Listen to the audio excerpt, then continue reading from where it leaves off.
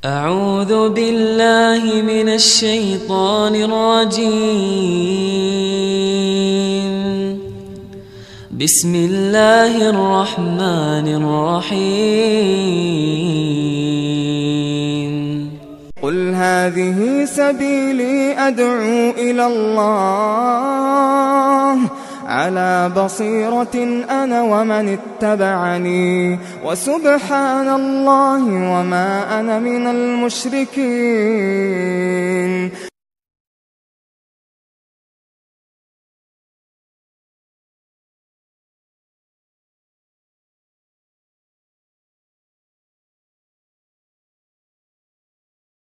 إن الحمد لله نحمده ونستعينه ونستغفره ونعوذ بالله من شرور أنفسنا ومن سيئات أعمالنا من يهدي الله فلا مضل له ومن يضلل فلا هادي له وأشهد أن لا إله إلا الله وحده لا شريك له وأشهد أن محمدا عبده ورسوله أما بعد فإن خير الحديث كتاب الله وخير الهدي هدي محمد صلى الله عليه وسلم وشر الأمور محدثاتها وكل محدثة بدعة وكل بدعة ضلالة وكل ضلالة في النار. আসসালামু আলাইকুম রহমতুল্লাহি বারাকাতুহু। এই বইটা আপনাদের সামনে আমি বিভিন্ন সময় পড়ছি আগে, বিভিন্ন অংশ পড়ছি। এই বইটার নাম Islamic beliefs brief introduction to the আকিদা অফ আহলুস সুন্নাহ ওয়াল জামাহ। ইসলামী বিশ্বাসসমূহ আহলুস সুন্নাহ ওয়াল জামার আকিদার একটা ছোট্ট ইন্ট্রোডাকশন, এইটা বইটার নাম। আবদুল্লাহ আসারি বলে এক ভদ্রলোকের লেখা। নামটা অনেক বড়, এইখানে শুধু আবদুল্লাহ আসারি লিখছেন, অনেক বড় নাম। এই বইটা আপনাদেরকে বলছিলাম যে বড় বড় স্কলাররা, মুসলিম উম্মার অনেক বড় স্কলার এই বইটাকে রিকমেন্ড করছেন। তাদেরও আমি নাম বোধহয় আপনাদেরকে আগে শোনাইছিলাম। যাই হোক, তারপরে আমি আজকে একটু বলি। যেমন আপনার এর প্রিফেস বা সামনের দিকে অনেকে লেখেন, অনেক সময় শেখ জিবরিন মারা গেছেন অল্পদিন আগে, উনি এটার একটা প্রিফেস লিখছেন। তারপরে আপনার আরও দু একজন যারা মারা গেছেন তাদের মতো এটা আরেকজন লিখছেন হচ্ছেন এখনকার যিনি গ্র্যান্ড মুফতি সৌদি আরবের সালি ইবন আব্দুল আজিজ ইবন মোহাম্মদ আল শায়েক। আরেকটা প্রিফেস লিখছেন হচ্ছে সুরায়েম, ইনি বেঁচে আছেন, আপনার মসজিদুল হারামেরই একজন খতিব, কয়েকজনের ভিতর। জামিল জায়নু, এনার নাম জানেন আপনারা, অনেক বিখ্যাত একজন স্কলার, ইনি মারা গেছেন অল্পদিন হয়। আকিদা আরকানুল ইসলাম বলে একটা বই আছে, বাংলায় পাওয়া যায়, বাংলাদেশে পাওয়া যায়, বাংলাদেশে ট্রান্সলেট হয়েছে ওনার বই। উনি বড় টিচার ছিলেন উনি, এবং ইউনিভার্সিটির টিচার ছিলেন মক্কায়। তারপরে আরেকজন হচ্ছেন নাসিরুল আকল, এনার নামও আপনারা জানেন, অনেক বড় বড় কাজ আছে। তার ভিতরে একটা হচ্ছে ইমিটেশন অফ দ্য কুফার, একটা বই আছে, খুব জ্ঞানগর্ভ বই আর কি।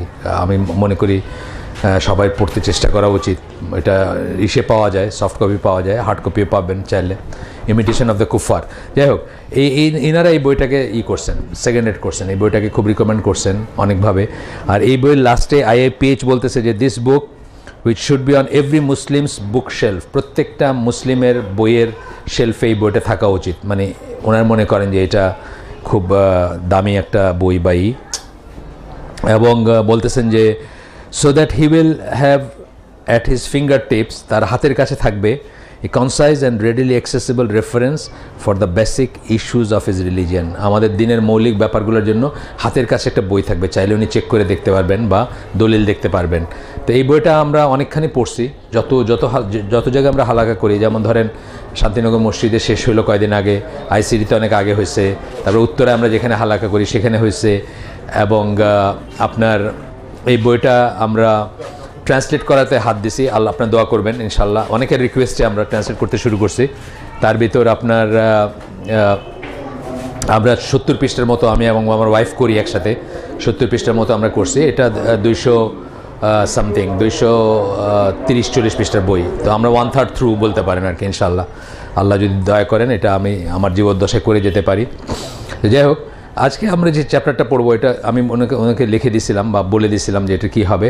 এটা হচ্ছে যে আচার আচরণের ব্যাপারে আর দৃষ্টিভঙ্গির ব্যাপারে আমাদের আহলে সুন্নাত জামার অবস্থান কি। দৃষ্টিভঙ্গি মানে কোনো একটা জিনিসকে আমরা কী চোখে দেখব, বা আমাদের মনোবৃত্তিটা কী হবে, মনোভাবটা কী হবে যে কোনো একটা জিনিসের প্রতি, এবং আচার আচরণের ব্যাপারে আমাদের কী হবে, আমাদের দিক নির্দেশনা কী হবে, আমরা কিভাবে বিহেভ করব, এরকম একটা জিনিস বলতে পারেন।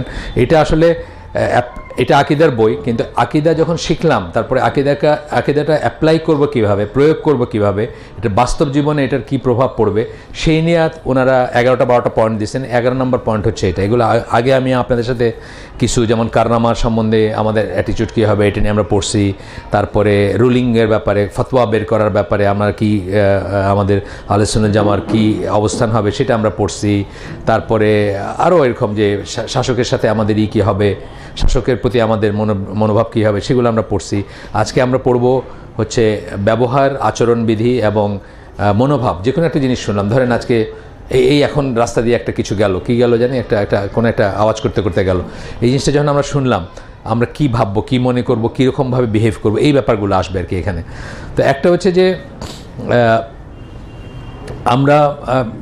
আমরা জানি যে সৎ কাজে আদেশ, মন্দ কাজে নিষেধ, এটা আমাদের এই মুসলিম জাতি ইন জেনারেল এবং আহলে সুন্নাত জামার একটা মেথোডোলজি, মানহাজ বা একটা পদ্ধতি, এটা আমরা সবসময় মনে রাখি। এবং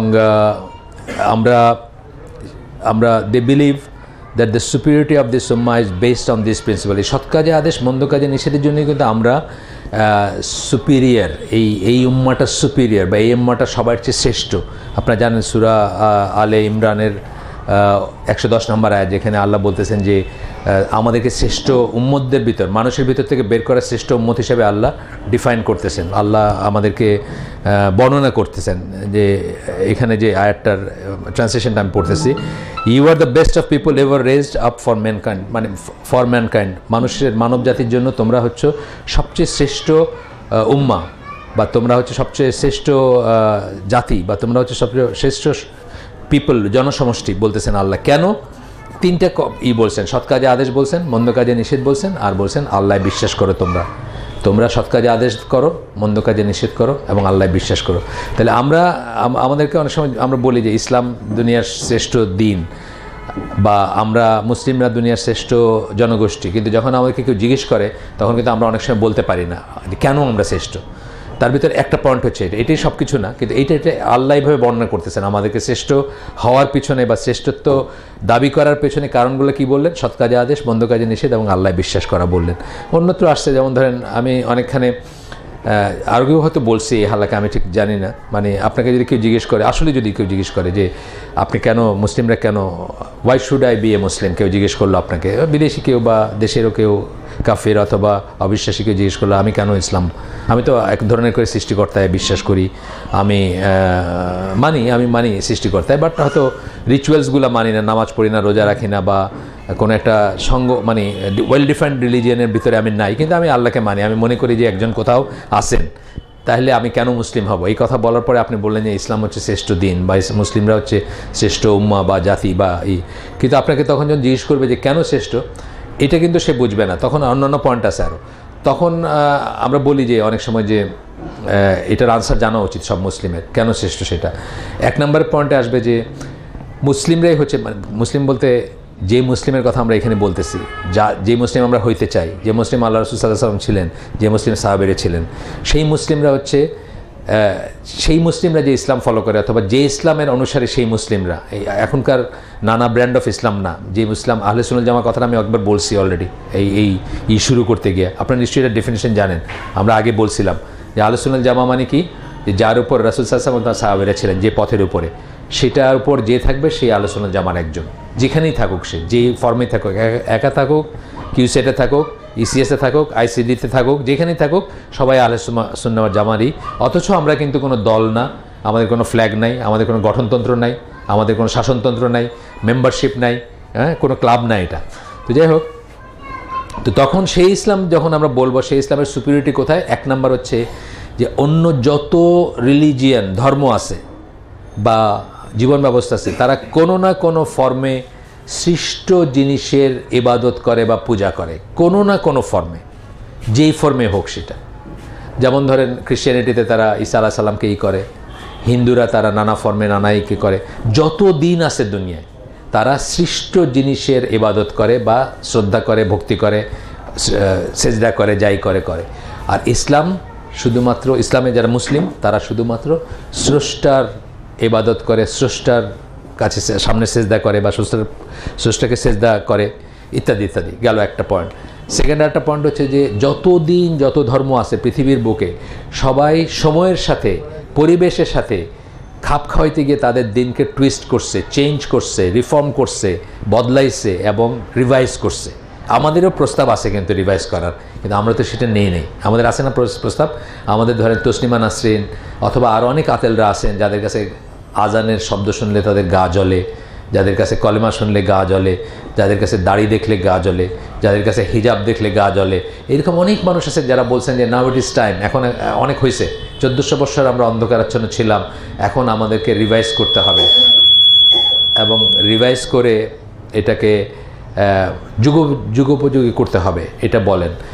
কিন্তু আমরা যারা মানে সঠিক ইসলাম, আমি নিজেকে বলতেছি না, মানে আমরা যে চেষ্টা করতেছি সঠিক ইসলাম কোনটা জানতে, তারা এটা কি কোনোদিন করতে পারবো? কোনোদিন করতে পারবো না। আমাদেরকে বদলায়া ইসলামের কাছে যাইতে হবে, আমাদেরকে বদলায়া আল্লাহর দিনের কাছে যাইতে হবে, আমাদেরকে আল্লাহর দিনের মতো করে নিজেকে তৈরি করতে হবে অথবা টেইলর করতে হবে বা অল্টার করতে হবে।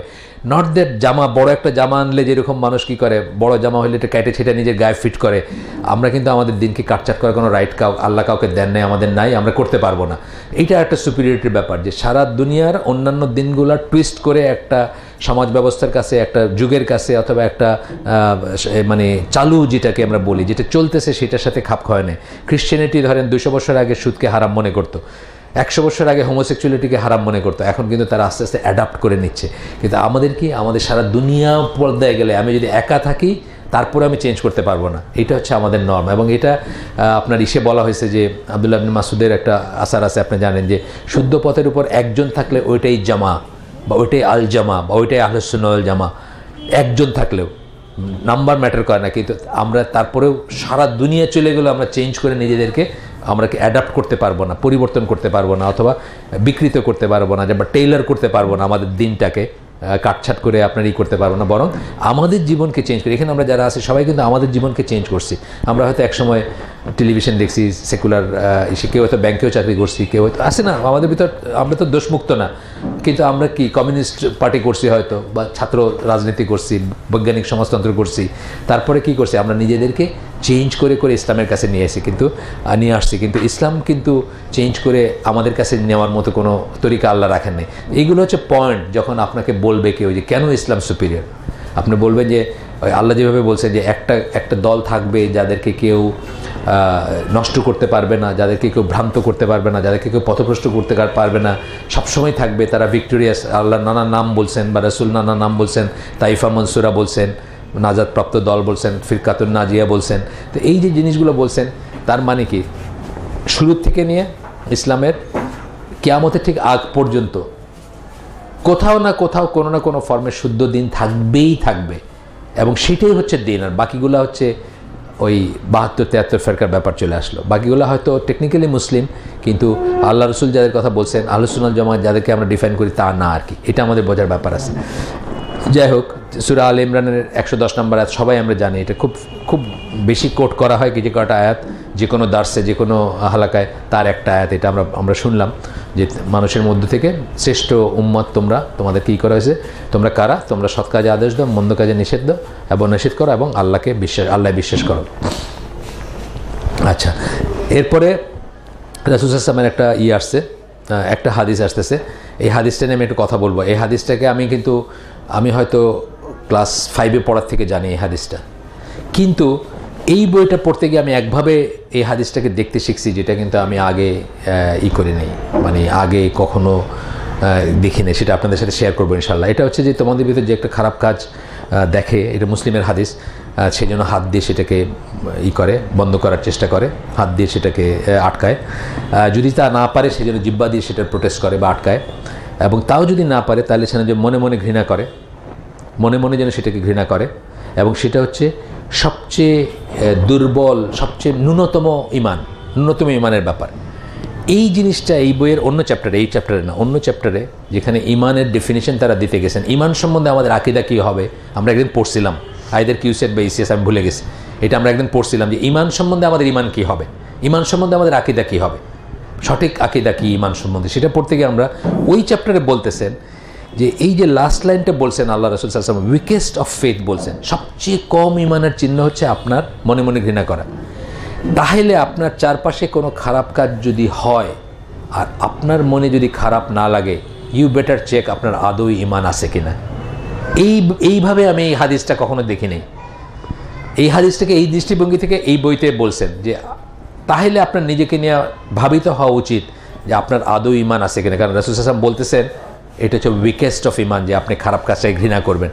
আমরা আজকাল কত খারাপ জিনিসের ভিতরে অকাতরে যাই না, আমরা এটাকে কিছু মনেই করি না। একটা মিউজিক বাজতেছে, একটা অর্ধনগ্ন মেয়ে সামনে দিয়ে যাইতেছে, বা একটা বয়ফ্রেন্ড একটা গার্লফ্রেন্ড কোমর জড়াজড়ি করে পার্কে হাঁটতেছে, ঠিক আছে, আমরা হয়তো মানে আমাদের মনে কি ওই রিয়াকশানটা আসে, এটা নিয়ে চিন্তা করতে বলতেছি আপনাকে, যে জাস্ট চিন্তা করবেন যে আপনার মনে রিয়াকশানটা আসলো কিনা, সঠিক রিয়াকশানটা আসলো কিনা। যদি না আসে আপনি আপনার ইমানকে নিয়ে চিন্তিত হওয়া উচিত, এবং আপনি এটা নিয়ে ভাবিত হওয়া উচিত, এবং আপনি নিজেকে নিয়ে নিজের গবেষণা করা উচিত যে আমার কি ইমান রিমেনিং, এটা উইকেস্ট বলছেন কিন্তু সুপারলেটিভ ডিগ্রি, উইকেস্ট সবচেয়ে কম ইমানেরই, সেটা আপনার আছে কিনা এটা নিয়ে আপনাকে চিন্তা করতে হবে। যদি আপনার খারাপ না লাগে, আপনার সামনে একটা খারাপ কাজ হচ্ছে, আপনি হ্যাপি, বা আপনার মেয়ে ট্যাবে হিন্দি সিনেমা গান দেখতেছে, ওয়ালাইকুম সালাম, আপনি সেই বাসাতেই আসেন, আপনি একবার তাকাইলেন, তাকাই বলে আচ্ছা বয়স তো এরকম, এই বয়সে এরকম করেই সবাই, না তাইলে বুঝতে হবে যে আপনার নিজেকে নিয়ে একটু চিন্তার ব্যাপার আছে। আসেন এরপরে একটা আয়াতে আমরা যাই। আলোচনা যারা বিশ্বাস করে যে মানে আপনার সৎ কাজে আদেশ সব মন্দ কাজে নিষেধ কীভাবে করবেন, কাইন্ডনেস মানে দয়া, সুন্দর কথা দিয়ে সফটভাবে দয়া পরবশ হয়ে, বা কাইন্ডনেস মানে কি মায়া দিয়ে, মমতা দিয়ে। আমি জাস্ট 6 মাস আগে ওই পজিশনে ছিলাম, যে ভাইটাকে আমি দাওয়াত দিচ্ছি, ধরেন সে সিনেমা দেখে বা করে বা একটা খারাপ কাজ করে, সুদী ব্যাংকে চাকরি করে, আমি চিন্তা করব যে আমাকে আল্লাহ নসিব করছেন দেখে আমি এখানে আসছি, আমি আমার চেষ্টায় আসতে পারতাম না। এটা কিন্তু একটা বুঝ আমাদের। এই জন্য আমরা কী করি, আমরা সবচেয়ে বড় নিয়ামত কী মনে করি, যে আল্লাহ আমাদেরকে ইসলামে দাখিল করছেন এটা, এবং সেই জন্য আমরা শুকরিয়া আদায় করি, এবং এটা গর্বের কিছু না, এটার জন্য আমরা আল্লাহর কাছে শুকরিয়া আদায় করি। সুতরাং এই পয়েন্ট থেকে যখন আমি অন্য কাউকে দেখতেছি যে ধরেন সুদী ব্যাংকে চাকরি করে, অথবা যে গান শুনে, অথবা যে সিনেমা দেখে, অথবা যার দাড়ি নাই, আমি তাকে কি করব, স্নেহ মায়া মমতা দিয়ে তাকে ডাকবো, সফটভাবে তাকে ডাকবো, হার্শ হব না। আল্লাহ রসুলের কথা আল্লাহ বলছেন কোরআনে যে তুমি যদি হার্শ হতে তোমার কাছে মানুষজন সব পালাই যেত। আমরা যেন মানুষদেরকে সব বিদায় না করে দিই। আমার সব ব্যক্তিগতভাবে আমি একটু হার্শ, আমি এই জন্য আল্লাহর কাছে সবসময় দোয়া করি, সবসময় চাই আল্লাহর কাছে একটা দোয়া আমি ইদানিং করি, যে মাস্টার সিড, যে সরিষা দানার ভিতরে থাকলে আল্লাহ জান্নাতে যেতে পারবো না, অহংকার হোক, অ্যারোগেন্স হোক, সেটা তুমি উপড়ায় দিও। এটা আমি সবসময় দোয়া করি, ইদানিংকালে আমি দোয়া করি, কারণ আমি আসলে বাই নেচার একটু অ্যারোগেন্ট, বাই নেচার একটু হার্শ, এটাকে আমি চেষ্টা করি করতে। আপনারাও এটাকে শুধরায় নেবেন ইনশাল্লাহ, এটা হচ্ছে মেথোডোলজি আর। যাই হোক, তারপরে বলতেছেন যে কেননা আল্লাহ কি বলেন, সূরা নাহলে 125 নম্বর আয়াতে আল্লাহ বলতেছেন যে রাসূল সাল্লাল্লাহু আলাইহি ওয়াসাল্লামকে আল্লাহ বলতেছেন যে তোমার প্রভুর দিকে তুমি মানুষকে ডাকো। তারপরে বলে দিচ্ছেন কীভাবে, উইথ উইজডম, প্রজ্ঞা সহকারে। প্রজ্ঞা মানে জ্ঞান থাকতে হবে। আমি এটা ঠিক যে একটা আয়াত হইলে আমি পৌঁছায় দিব মানুষের কাছে, সেটা ঠিক আছে যদি জানি, কিন্তু সেই একটা আয়াতের উপর তো আমার জ্ঞান থাকতে হবে। আমি কিসের দিকে দাওয়াত দিচ্ছি এটা জানতে হবে। এক নাম্বার, আপনার ওই যে রাবি আল হাদি আল মাদখালির যে বইটা আমরা রেকমেন্ড করি, methodology of the prophets in calling to Allah, এবং বাংলায় নবীদের দাওয়াতি নীতি, এই ইসিএস বাইর করছে বইটা, আহমদ বিল্লাহ ট্রান্সলেশন। হয়তো ট্রান্সলেশনটা তো অত ভালো হয় না বাংলা ট্রান্সলেশন, বাট এটা আপনারা সবাই দেখবেন। ওখানে এক নম্বরই কী বলছেন, দাওয়াতের শর্ত কী বলছেন, জ্ঞান থাকতে হবে। আমি আপনাকে বললাম যে আমার ঘরে আপনার দাওয়াত, আপনি বললেন ঘরটা কোথায়, আপনি বললেন জানি না ঘরটা কোন দিকে। এটাতে হাস্যকর ব্যাপার হবে। আল্লাহর দিকে দাওয়াত দিচ্ছেন, যতটুকু দিচ্ছেন, এটা ঠিক যে আপনি সবাই আমরা জাকির নায়েক আহমদ দিদাত হইতে পারবো না। আমি একটা আয়াত জানি, কিন্তু ওই আয়াতটা যেন আমি জানি। এর সূরা ইউসুফের একটা আয়াতে আল্লাহ বলতেছেন যে নিশ্চিত জ্ঞানের উপর আমি এবং আমাকে যারা ফলো করে তারা নিশ্চিত জ্ঞানের উপর আল্লাহর দিকে ডাকি আমরা। সূরা ইউসুফের একটা আয়াত আছে। তো আমরা নিশ্চিত ওইটুকুর অন্তত উপর নিশ্চিত জ্ঞান আমাদের থাকবে। বলতেছেন যে উইজডম বা প্রজ্ঞা সহকারে ডাকো। তারপরে বলতেছেন অ্যান্ড ফেয়ার প্রিচিং, সুন্দর করে ডাকো। And argue with them in a way that is better, এবং যদি তর্ক করতে যাও তর্ক অথবা যদি কোথাও যদি যুক্তি প্রদর্শন করতে যান সুন্দর করে করো। এটা একজন স্কলার কথা আমি আপনাদের বলছি বোধহয় আগে, একজন স্কলার লিখছেন যে সমস্ত আয়াতগুলো কুল দিয়ে শুরু হয়েছে, আল্লাহ বলছেন এই আয়াতগুলো একটা সিগনিফিকেন্স আছে। কুল দিয়ে আল্লাহ অ্যাকচুয়ালি শিখিয়ে দিচ্ছেন রসুলকে যে how to talk to others, কীভাবে অন্যদেরকে যুক্তি দেখাবেন, বুঝছেন না? এই জন্য কুল দিয়ে বলছেন। এটা তো আল্লাহ এমনি বললেও তো কুল, এটা তাই না? কোরআন তো গোটাটাই আমাদের জন্য ঈদ, কিন্তু তারপরে কেন আলাদা করে কুল বলছেন? কারণ এটার ভিতরে উইজডম আছে, যেই জন্য বলতেছেন যে এইভাবে বলো, এইভাবে বলো বা এইভাবে বলো। অনেকখানে আছে, আপনি দেখবেন যে এটা আমাদের এইটা সিরাতুল মুস্তাকিম বা এরকম জায়গাগুলোতে আল্লাহ বলে বলে দিচ্ছেন যে এটা বলো, এটা বলো, এরকম। আচ্ছা, এটা সূরা নাহলের 125 নম্বর আয়াত গেল। তারপরে বলতেছেন যে আহলে সুন্নাত জামা মনে, আমরা কি পড়তেছি? আচরণ দৃষ্টিভঙ্গি, দুইটা জিনিস করতেছি। ভাবনা, কিভাবে মনোভাব, কোনো একটা জিনিসের প্রতি মনোভাব কি, এই জিনিসটা আমাদের মনোভাব কী হবে এর প্রতি। এটা একটা মোবা জিনিস, এটা যদি আল্লাহর কাজে লাগে, আল্লাহর দিনের কাজে লাগে, আমার এটা ইউজ করা ওয়াজিব। এটা যদি হারাম কাজে লাগে, এটা ইউজ করা হারাম। সিম্পল। এর প্রতি আমাদের মনোভাব কী হবে? এই মনোভাব হবে, বুঝছেন না? এখন ধরেন টেলিভিশনের একটা দোকান খুললাম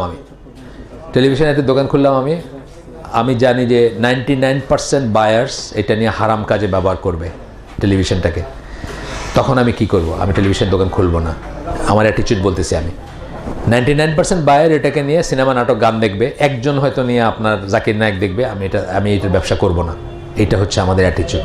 কিন্তু যদি এটা হইতো এমন একটা দেশ থিওরিটিক্যালি যেখানে এইটা নিয়ে শুধুমাত্র আল্লাহর দিনের কাজ হয় আর কিছু হয় না, তখন আমার এটা প্রোপাগেট করা, এটার ব্যবসা করা সব কিছু হয়তো ওয়াজিবের পর্যায়ে চলে যেত, যে আমার উচিত এটাকে আরও মানুষের ভিতরে ছড়ায় দেওয়া, আরও মানুষ যেন আল্লাহর দিন সম্বন্ধে জানতে পারে, শিখতে পারে ইত্যাদি।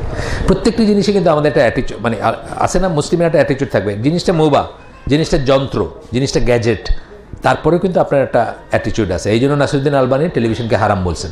নাসিরুদ্দিন আলবানীকে জিজ্ঞেস করছিল যে টেলিভিশনটাকে হারাম না হালাল। নাসিরুদ্দিন আলবানী বলছেন যে এটা তো মোবা, এটার তো কোনো নেই, হালাল হারাম কিছু নেই, এটা একটা যন্ত্র, এটা হালাল হারামের কোনো ব্যাপার নাই। কিন্তু বর্তমান বাস্তবতা হচ্ছে যে এইটা যদি কেউ বাসায় নেয়, কিনে, 99% কেসে কোনো না কোনো সময় এটা দিয়ে হারাম দেখা হবে। সে না দেখুক, তার মেয়ে দেখবে, তার ছেলে দেখবে, অথবা আরেকজন দেখবে। সুতরাং আমি বলবো এটা হারাম। আপনাদেরকে বলছি হয়তো যে আমার একটা টেলিভিশন ডিসপোজ করতে গিয়ে একটা আলামিন মসজিদে দিয়েছি, ঢাকায় আহলে হাদিসের মসজিদ। আর তার আগে একটা ছিল, ওটাও কালার টেলিভিশন ছিল। এক লোকরে আমি একটা শর্ত দিয়েছিলাম যে কেউ যদি কথা দেয় হারাম কিছু কোনোদিন দেখবে না, তারে দিয়ে দিস। আজ পর্যন্ত সে দিতে পারেনি। আমার কয়েকদিন আগে জিজ্ঞেস করছেন, আমরা এটা কী করবো? আমার সে না পারলে ভেঙে ফেল। আজ পর্যন্ত এই শর্তে কেউ নিতে রাজি হয়নি, কারণ ওই শপথ করতে আবার ভয় পায়, বুঝছেন না? আল্লাহর নামে একটা কসম কাটবো আর গিয়ে দেখবো যে কেউ নেয়। কালার টেলিভিশন কিন্তু চালু টেলিভিশন, ফিলিপস, প্রথম দিকের ওই রিমোট কন্ট্রোল যখন বাইরে হয়, আজ পর্যন্ত কেউ নেয় না, ও দিতে পারেনি কারণে। আমি বলছি তো ভেঙে ফেলিস। তো যাই হোক, আসেন এরপরে একটা আয়াত করতেছেন এখানে, যেখানে মানে বলতেছেন যে ধৈর্য সহকারে আমরা এটা আমাদের জন্য ওয়াজিব, যে আমরা যদি কখনো আমরা সব বিরক্ত হয় না, হয়তো বিরক্ত, একই প্রশ্ন 5 বার জিজ্ঞেস করতেছে, বা 1 বছর আগে জিজ্ঞেস করছে, আমার মনে আছে 1 বার জিজ্ঞেস করতে হয় না, এটা বিরক্ত হয়। কিন্তু এটা বিরক্ত হওয়া উচিত না, এইটাকে পেশেন্স দেয়। এই জন্য আমি বলছি যে আমার কাছে একটা সফটওয়্যার আছে ইসের, ওই যে কোরআনের আপনি সার্চ দিতে পারেন অপশন। তা আমি একটা রাফ সার্চ দিয়েছিলাম, 69 বার আছে পেশেন্টলি, মানে পেশেন্ট বেস কথাগুলো 69 বার আছে। আরও ডিমিনিটিভ আরও হয়তো আছে। এটা কিন্তু খুব বড় একটা জিনিস, এটাকে আমরা অলমোস্ট ভুলেই গেছি। আমরা মনে করি যে দুর্বল মানুষ, তারে বুঝ দেওয়ার জন্য পেশেন্স কথাটা বলা হয়, অনেক সময় কিন্তু এটা বলি, আসলে তা না। আলী রাদিয়াল্লাহু একটা আসার আছে যে পেশেন্স হচ্ছে বা ধৈর্য হচ্ছে দিনের মাথার মতো। মাথা কেটে ফেলে দিলে যেমন মানুষ বাঁচবে না, মাথা কেটে ফেলে দিলে যেমন মানুষ বাঁচতে পারে না, একইভাবে আপনি যদি পেশেন্স বা ধৈর্য কেটে দেন, আপনার কোনো দিন থাকবে না। এতই তো পেশেন্সকে কী বলতেছেন, যে আপনি অ্যানোয়েন্স, আপনি যদি বিরক্ত হনও, সেটাকে আপনি পেশেন্স দিয়ে ওভারকাম করবেন, আপনি ধৈর্য দিয়ে ওভারকাম করবেন। আপনি বিরক্তিটা দেখাবেন না। যখন আপনি মানুষকে করতে যাবেন, সৎ কাজে আদেশ, মন্দ কাজে নিষেধ করতে যাবেন, তখন আপনার এই সমস্যাগুলো হইতে পারে। আচ্ছা, এখানে একটা আয়াত কোট করতেছেন, 31 নম্বর সূরা লুকমান 17 নম্বর আয়াত। তো বলতেছেন যে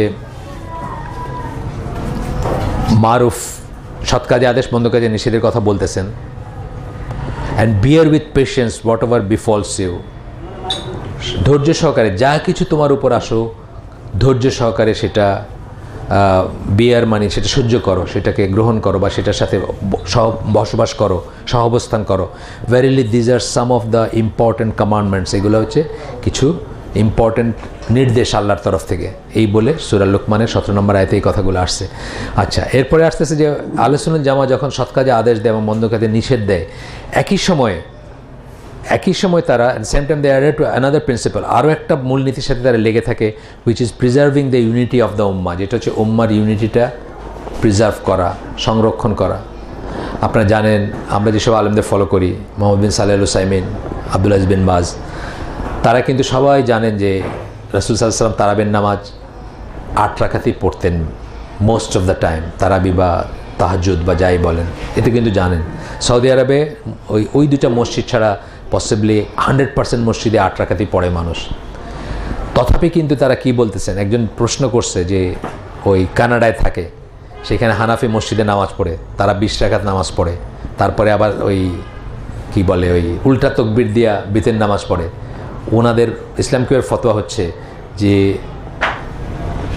ওই মুসলিমের উচিত পুরা নামাজটা কমপ্লিট করা 20 রাকাত এবং তাদের সাথে বিতির পড়ে তারপরে বের হওয়া। কারণ কি, এটা মুস্তাহাব বা সুন্নাহ পর্যায়ের আমল, এটার জন্য বিভেদ সৃষ্টি করা যাবে না। এই যে এখানে বললেন যে অ্যানাদার প্রিন্সিপাল, সৎ কাজে আদেশ বন্ধ কাজে নিষেধ গিয়ে বিভক্তি তৈরি করা যাবে না। বিভক্তি তৈরি করবো কিসে, আমরা আকীদার পয়েন্টে করবো। কেউ যদি আমার বলে যে কবর পূজা করতে হবে, আমি তার সাথে যাইতে পারবো না, সেটা অন্য জিনিস। কিন্তু যেখানে প্রয়োজন নাই, যেখানে টলারেবল, সেখানে বিভক্তি তৈরি করবো না। এই জন্য তারা কি জানেন না, মসজিদুল হারামে এই 30 লক্ষ মানুষ যখন তারাবি পড়ে, সেখানে 20 রাকাতই পড়া হয়, বুঝছেন না, 20 রাকাতই পড়া হয়। তারা জানেন এটা, জেনেও কিন্তু কি করেন, সারা দুনিয়ার থেকে মানুষ আসবে এইটুকুর জন্য। এই বিভেদ, যেহেতু আল্লাহ রসুল বলছেন 2 করে পড়বা রাতের নামাজ, সুতরাং এটা যেহেতু জায়েজ আছে, সুতরাং এটার জন্য বিভক্তি তৈরি করা যাবে না। তো এখানে বলতেছেন যে আরেকটা হচ্ছে প্রিন্সিপাল, হচ্ছে যে প্রিন্সিপাল মানে মূলনীতি, উসুল যেটাকে আমরা বলি, যে আমরা উম্মার ইউনিটিটা রক্ষা করব। কতটুকু চিন্তা করেন যে ওইখানে ওই উল্টা তকবীর, আমরা সবাই জানি যে উল্টা তকবীর এটা নাই, ওইটা নিষেধ করতেছেন যে উল্টা তকবীরটা তুমি দিও না, কিন্তু বাকিটুক তুমি ইমামের সাথে শেষ করো, কারণ তাহলে সারা রাত দাঁড়ায় থাকার সওয়াব পাবা তুমি। ইমামের সাথে শেষ করে যাও, আর কমিউনিটির ভিতরে ভাঙনি করবে না, 8 রাকাত পরে বাইরে হয়ে চলে যাবা, এটা কিন্তু বলতেছে, মানে সৌদি আরবের ফতোয়া এটা কিন্তু। তো আমরা অনেক সময় আমার দেশে এইটা নিয়ে কিন্তু ভাগাভাগি আছে, এই মসজিদে পড়বো না, ওই মসজিদে যাবো না, এখানে 8 রাকাত হয় 20 রাকাতরা যাবো না, আর 20 রাকাত হয় 8 রাকাতরা যাবো না, তাই না?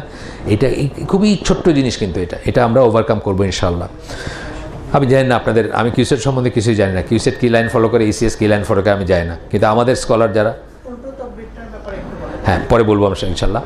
তো ইসিএস কী লাইন ফলো করে আমি জানি না, কিন্তু ঢাকাতে আমরা যেসব স্কলারদের সাথে বসি, সাইফুল্লাহ ভাই, আবু বকর জাকারিয়া ভাই, মঞ্জুর আলহী ভাই থেকে শুরু করে, আমি আব্দুল আজিজ বিন বাজের লিখিত আছে আমার কাছে 40-45 পৃষ্ঠার তারাবির নামাজের উপর, দেখবেন উনি বলছেন যে যেইখানে 20 রাকাত পড়ে সেখানে 2 রাকাত করে যে পড়বে তাকে বলার কিছু নেই, শেষ। কিন্তু কোনো একটাকে ফিক্স মনে করবো না আমরা, এইটাই করতে হবে এটা মনে করবো না। আচ্ছা আসেন, এরপরে এটা বলবো আপনার সাথে, শেষ হয়নি ইনশাল্লাহ বলবো। তারপরে বলতেছেন যে কি বলে, মানে আমরা করব না, আমরা করব না, বিভেদ সৃষ্টি করব না, এটা একটা বড় একটা প্রিন্সিপাল, এটা বা মূলনীতি, আমরা এটাকে মেনে চলবো ইনশাআল্লাহ। which is preserving the unity of the unity, আচ্ছা, softening people's heart, মানুষের মনটা নরম করার চেষ্টা করব। ওয়ান অফ দ্য ওয়েজ আপনি মানুষের মন নরম করতে পারেন কি, তাকে খাইতে দাওয়াত দিতে পারেন, এটা কিন্তু সুন্নাহ। এবং সালাম একটা, যেমন সালাম একটা, আপনি তার চেয়ে অনেক জ্ঞানী, আপনি তার চেয়ে অনেক বড়, আপনি তার চেয়ে অনেক ধনী, আপনি তার চেয়ে অনেক সুপিরিয়র, অনেক শিক্ষিত, সেখানে একটা অ্যারোগেন্ট মানুষ, ধরেন একদম রাস্তার অ্যারোগেন্ট মানুষ আছে না, যে মানে ঠেলাগাড়িওয়ালা, মানে আপনার এমন কথা বলে যে আপনার অনেক সময় আছে, আল্লাহ আপনার অনেক দিছে, আপনি দিন ধর্ম করেন, আমার এই ঠেলাগাড়ি নিয়ে না চললে ভাত জুটবে না, এইগুলো বলে না মানুষ। তাকেও কিন্তু আপনি যদি আগে বেড়ে একটা সালাম দেন, তার মনটা কিন্তু নরম হয়ে যাবে। একবার হতে সে মনে করবে আমার সাথে বোধহয় ফাজলামি করতে পারে না, আপনি গাড়ি থেকে নামলেন, ঠেলা গাড়ি সালাম দিয়েছেন, মনে করবে কি আমার ফাজলামি করলো নাকি। 2 নম্বর বার কিন্তু সে লজ্জা পেয়ে যাবে। 3 নম্বর বার সে আপনার কথা রক্ষা করতে হইলে আপনার দার্সে আসবে বা বসবে, আসা, বুঝছেন না? এইটা যেমন একটাই সফটেনিং, হার্ট সফটেনিংয়ের কথা বলতেছি। আরেকটা হার্ট সফটেনিংয়ের কি খাওয়ার ব্যাপারটা আমি বলতেছি, যেখানে আপনি যদি পারেন কাউকে 1 কাপ চা হোক, একটা বিস্কিট হোক, অথবা এক ভাত হোক, একবেলা ভাত হোক খাইতে দেখলে কিন্তু দেখবেন অটোমেটিক্যালি মানুষের মনটা নরম হয়ে যায়। এটা কিন্তু সুন্নাতেও আছে এবং এটা দুনিয়া ভরে আছে। আমাদের দেশে এক ফর্মে আছে, অন্য দেশে আরেক ফর্মে আছে। বিদেশে দেখবেন গার্লফ্রেন্ড বয়ফ্রেন্ড তারা কী করে, একজন আরেকজনকে বশ করার জন্য বা পটানোর জন্য কী করে, একটা ডিনার দেয়, বুঝছেন? এটা সবখানে প্রযোজ্য। সফটেনিং, হার্ট সফটেনিং। আমরা কী করবো, আমরা হারাম কথাটা, এটা জাস্ট কথার কথা বললাম, আমি আপনাকে ওইটা করতে বলতেছি না, কিন্তু আমি বলতেছি এটা একটাই। এবং ডাউন ট্রোডেন মানুষ এখানে যারা আসেন নাই, তাদের ভিতরে কিন্তু কাজ করার আমাদের অনেক স্কোপ আছে। আমরা যেন এটা মনে রাখি। আমি একটা মাদ্রাসার সাথে যুক্ত আছি, ওই মাদ্রাসার পাশে একটা কলোনি আছে, সবাই হয় মাটি কাটে, নাহলে ভ্যানওয়ালা, নাহলে ঠেলাগাড়িওয়ালা।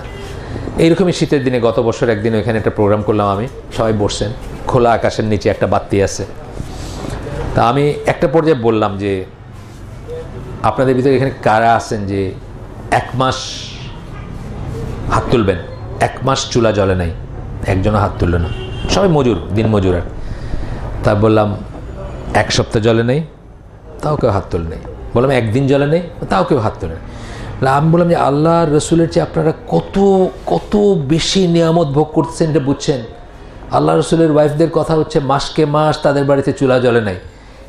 তাদের যদি কোনো যুক্তি না থাকে আল্লাহর দিন পালন না করার, তাহলে আপনাদের নামাজ তরক করার, দিন না জানার, বুঝছেন না, রোজা না রাখার কোনো যুক্তি থাকতে পারে? মাশাআল্লাহ, আপনারা তো আল্লাহ রসুলের চেয়ে কয়েক গুণ বেশি অবস্থাশালী আপনারা, তাই না? আসলে ব্যাপারটা এইভাবে তো আমরা চিন্তা করি না কখনো। কারণ একটা যুক্তি কি, যে আমার তো কাজ করতে হয়, আমার তো বাইরে যেতে, আমার সকালে উঠে করতে হয়, আমার এটা করতে হয়। যাদের বাসায় মাসকে মাস চুলা জ্বলে নেয়, তারা যদি এক ওয়াক্ত সালাত তরক করে না থাকেন, বা একটা রোজা না ভেঙে থাকেন, বা ইত্যাদি, তা আপনারা কত ভালো রাখছেন। আমরা কিন্তু এইভাবে কখনো চিন্তা করি না। এবং আসলে আমি বলতেছি যে এইখানে আমরা একটা ক্লাব টাইপের হয়ে গেছি। একই মুখগুলো আমরা সবসময় দেখি, সবাই আসি, সবাই আলহামদুলিল্লাহ, এটা খারাপ কিছু না। কিন্তু আমাদের কিন্তু এই একজন মানুষ একটা ইঞ্জিন হয়ে কিন্তু করার, অনেক কটা বগিকে টানার দরকার ছিল, বা ক্যাপাবিলিটি আছে আমাদের, আছে না? এখানে যারা আছে সবাই কিন্তু ডাউন ট্রোডেন মানুষদের ভিতরে 2-4টা কথা বলতে পারবো, যেটা সে জানে না, যেটা সে কোনোদিন খেয়াল করে নাই, যেটা সে কোনোদিন চিন্তা করে না। ওই সময় আমার আল্লাহ জিনিসটা মনে করে দিয়েছেন। কিন্তু এই কথাটা আপনিও কিন্তু কাউকে যুক্তি দেখাইতে পারেন যে ভাই আপনি কতদিন খান না বলেন তো, কতদিন আপনি চুলা জ্বলে নেই? আসলে খুব রেয়ার কিন্তু এখন, তাই না? চুলাটা হয়তো আমারটা গ্যাসে জ্বলে, ওনারটা তো পাতা দিয়ে জ্বলতেছে। আজকে বাড়িতে আমরা ঝাড়ু দিয়ে পাতা জ্বালাইলাম অনেক, আমার গ্রামের বাড়িতে অনেক পাতা হয়, ওনারটা তো পাতা দিয়ে জ্বলতেছে, আমারটা গ্যাস দিয়ে জ্বলতেছে, কিন্তু চুলা কিন্তু জ্বলতেছে মোরলেস, তাই না? তো এখন আমাদের কিন্তু এটা মনে রাখা উচিত যে আমরা সবাই চিনি, সবাই আসলাম, এই ভাই ওই ভাই, সেটা ভাই কই কেমন আছেন, অনেকদিন পরে দেখা হলো, এটা এক ধরনের ক্লাবিং হয়ে যায়। কিন্তু আমরা যদি প্রত্যেককে নিজেকে একটা ইঞ্জিন জ্ঞান করে, অনেক কটা দুর্বল বগি যার নিজস্ব চালিকা শক্তি নাই, তার কাছে গিয়ে যদি তাকে টানার চেষ্টা করি বা করতাম, আমার মনে হয় এটা অনেক ফলপ্রসূ হতো। ইনশাআল্লাহ আমরা চেষ্টা করব ডাউন ট্রোডেন মানুষের কাছে যাইতে। প্রত্যেকের জানা, প্রত্যেকের পরিচিত কোনো না কোনো জায়গা আছে যেখানে দিনের আলো নাই, আছে না? সেটা একটা বস্তি হতে পারে, সেটা নিজের গ্রামের দুর্ভাগা মানুষগুলো হতে পারে, সেটা হয়তো আপনার 4th ক্লাস এমপ্লয়িগুলো হতে পারে। প্রত্যেকের কিন্তু আছে আমাদের এখানে। আমাদেরকে আল্লাহ ফরচুনেট করে বানাইছেন, আলহামদুলিল্লাহ। কিন্তু আমরা এটাকে ছড়াই দেওয়ার চেষ্টা করব। শুধু নিজেরা ভালো থাকবো না, মানে একটা হলো যে মানে সহায় সম্পত্তিতে ভালো থাকবো না, শুধু নিজেরা, এটা তো আছেই। এই জন্য আল্লাহ জাকাত সাদাকার করছেন। আর সবচেয়ে আসল ভালো থাকা কি? দিনের উপর থাকা, যেটা ছাড়া আমাদের সমস্ত বৃথা জীবনটা, সেটা যেন আমাদের ভাইরা যারা ডাউন ট্রোডেন, যারা লেস ফরচুনেট, তারাও যেন থাকতে পারেন। আমরা ইনশাল্লাহ এটা মনে মনে একটা ফিকির করবো বা একটা চিন্তা রাখবো ইনশাল্লাহ। খালি ফরচুন গার্ডেনে গেলে হবে বলেন? খালি ফরচুন গার্ডেন দেওয়া হবে? ফরচুন গার্ডেনের ফরচুন আল্লাহ আমাদেরকে দিচ্ছেন, সবাইকে দেন নাই। আমরা যাদেরকে দেন নাই, যে রিক্সাওয়ালা বাইরে বসে রয়েছে আপনার জন্য ওয়েট করতেছে ফরচুন গার্ডেন থেকে নিয়ে যাবে, তার কথা আমরা মনে রাখবো ইনশাল্লাহ, তার কাছে যাব। আচ্ছা, আমাদের ইসলাম মানে বিশেষ করে এই আহলে সুন্নাত জামার ট্রেন্ডটা একটু এলিটিস্ট হয়ে গেছে। এটা আমি লেখালেখি করি, এটা নিয়ে আমি বলি, এলিটিস্ট হয়ে গেছে। এলিটিস্ট মানে কি? শুধুমাত্র যারা ওয়েল অফ তাদের ভিতরে কাজ করে একটা টেন্ডেন্সি চলে আসছে। English medium, private university, English medium school, A level, O level, London, America, এই মার্কা হয়ে গেছে একটু। আসলে আল্লাহ রসুল সাল্লাল্লাহু আলাইহি ওয়াসাল্লাম আল্লাহ তিরস্কার করছেন সূরা আবাসাতে, আপনি পড়ে দেখেন। ইবনে কাসিরের তাফসীর আছে যে why do you single out, মানে তুমি কেন মানুষকে আলাদা করে নিচ্ছ? একজন গরিব মানুষকে আলাদা করতেছো আর একজন ইসেকে আলাদা করতেছো। হ্যাঁ, একজন অন্ধ লোককে আর একজন এলিটকে আলাদা করতেছো, সেটা আমরা মনে রাখবো। এইখানে এই ক্লাবিং করে কিন্তু দেখেন এটা কিন্তু ওই ইটাতে যাচ্ছে না। এটা ঠিক আছে, এটা মানে এটা আসছে না, এটাকে আমি না করতেছি না, কিন্তু আমরা এটা ছড়াই দেওয়ার চেষ্টা করবো, আমাদেরকে আল্লাহ যেটুকু তৌফিক দিচ্ছেন। যেহেতু দাওয়াত নিয়ে কথা হচ্ছে তো এই জন্য বললাম এখানে ইনশাআল্লাহ। তারপরে বলতেছেন যে আহলে সুন্নাত জামা believe in sincerity towards every Muslim and in cooperating in righteousness and পাইটি। রাইটিয়াসনেস কি? সৎ কাজ। পাইটি হচ্ছে পরেশগারিতে একে অপরকে সাহায্য করবো। অনেক সময় হয় না, সাহায্য করলেই হয়ে যায়। ধরেন আপনি, কথার কথা, আপনি মুসাফির আর আমি হচ্ছি লোকাল। এখন আপনি জোহর আসর একসাথে পড়ে আসছেন, কিন্তু আমি জোহরটাই পড়ছি, আপনি গাড়ি চালাচ্ছেন। কথার কথা, আমি বললাম ভাই আমার তো আসরের সময়টা চলে যাচ্ছে, আপনি আমাকে ব্যবস্থা করে দিলেন একটা জায়গায় থামায় যে আপনি আসরটা পড়ে আসেন। একটা ছোট্ট উদাহরণ দিলাম, কোঅপারেটিং, যেটা সহযোগিতা কারে বলে। এইভাবে আমরা কিন্তু একে অপরকে পরেশগারিতে এবং সৎ কাজে সহযোগিতা করবো, ইজি করে দিব সৎ কাজ করাটা। অনেক সময় আছে যে একজন মানুষের জন্য ইজি হচ্ছে না, একটা কাজের জন্য ইজি হচ্ছে না সৎ কাজটা। হয় না এরকম যে ধরেন আপনার একটা অফিস আছে, আপনি অফিসের সাথে যদি একটা ওয়াশরুম রাখেন, তাইলে আপনার কাছে যদি কেউ একজন গেস্ট আসলো, সে আপনি পয়লা বললেন চলেন সালাদটা আদায় করে নিই, সে বললো আমার তো বুঝছেন না একটা সমস্যা আছে, তা আপনি বললেন এখানে চলে যান, এখানে তো ওয়াশরুম আছে। আপনার কি বলে যে আমার ট্রাউজারটা আমি তো আছে, কিন্তু এটা একটা যুক্তি, আমার পাকপাকিজা ঠিক নেই।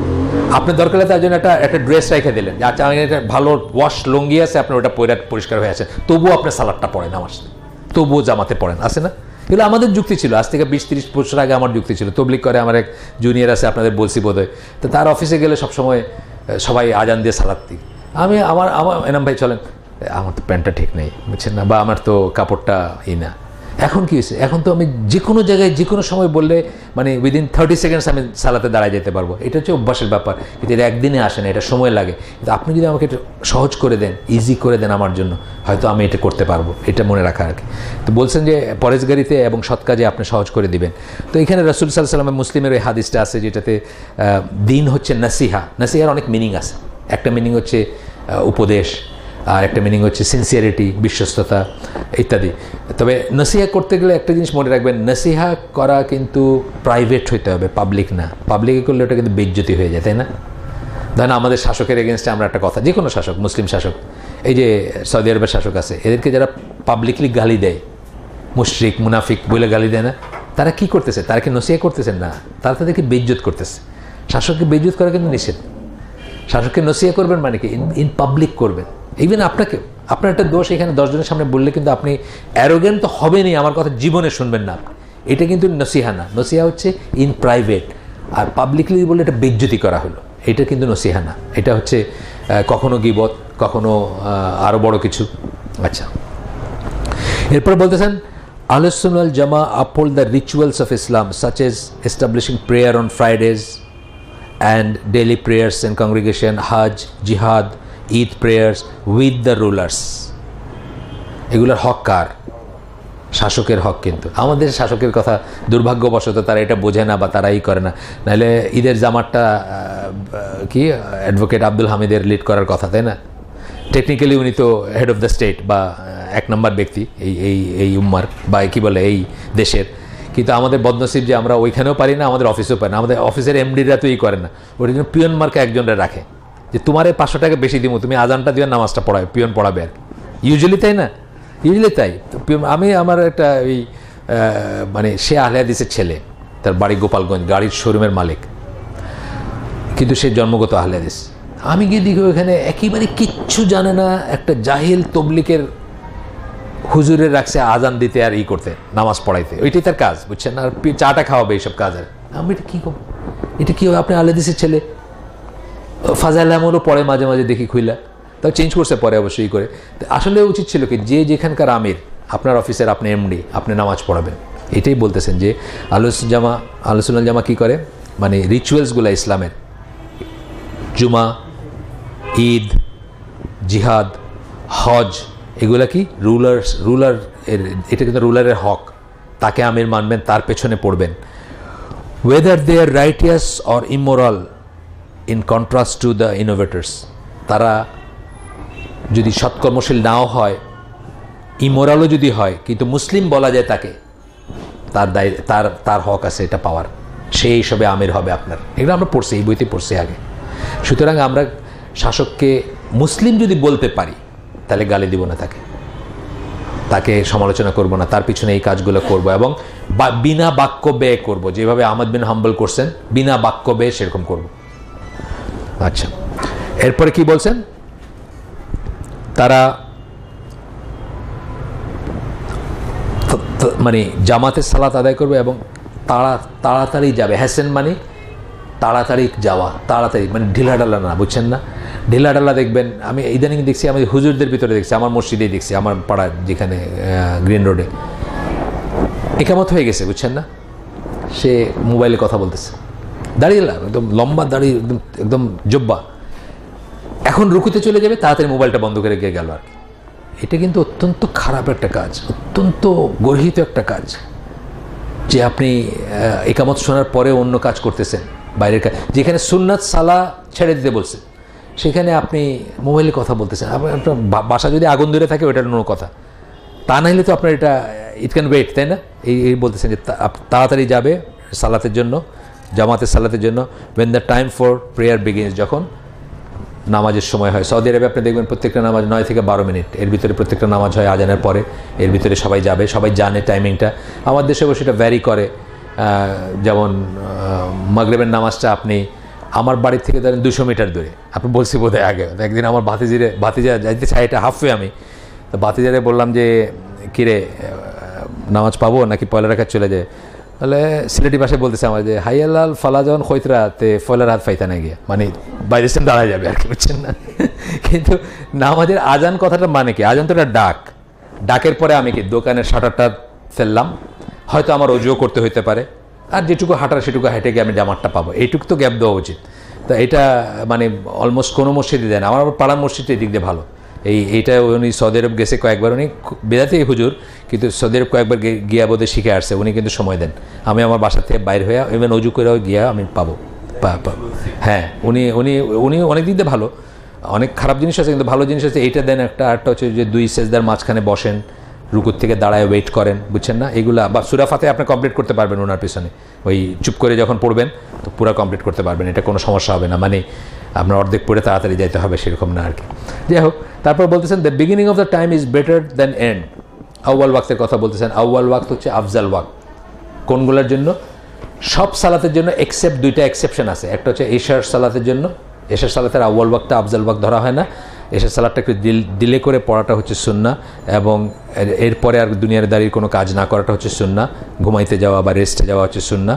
দুনিয়ার অ্যাফেয়ারগুলা, ব্যবসা বলেন, চাকরি বলেন, ইন্টারনেট বলেন, সব কিছু গুছায় ফেলার কথা। ফেসবুক যার যেটা আছে। আজকাল আমাদের বোনরাও আছেন ঢাকায়, যে সারা রাত ফেসবুকে ইসলামের কাজ করে সকালে আর হাজব্যান্ড তাদের নাস্তা খেয়ে যেতে পারেন না, 10টার দিকে উঠেন ঘুম থেকে। এটা আমরা অনেক কটা জানি, কেস 1-2টা না।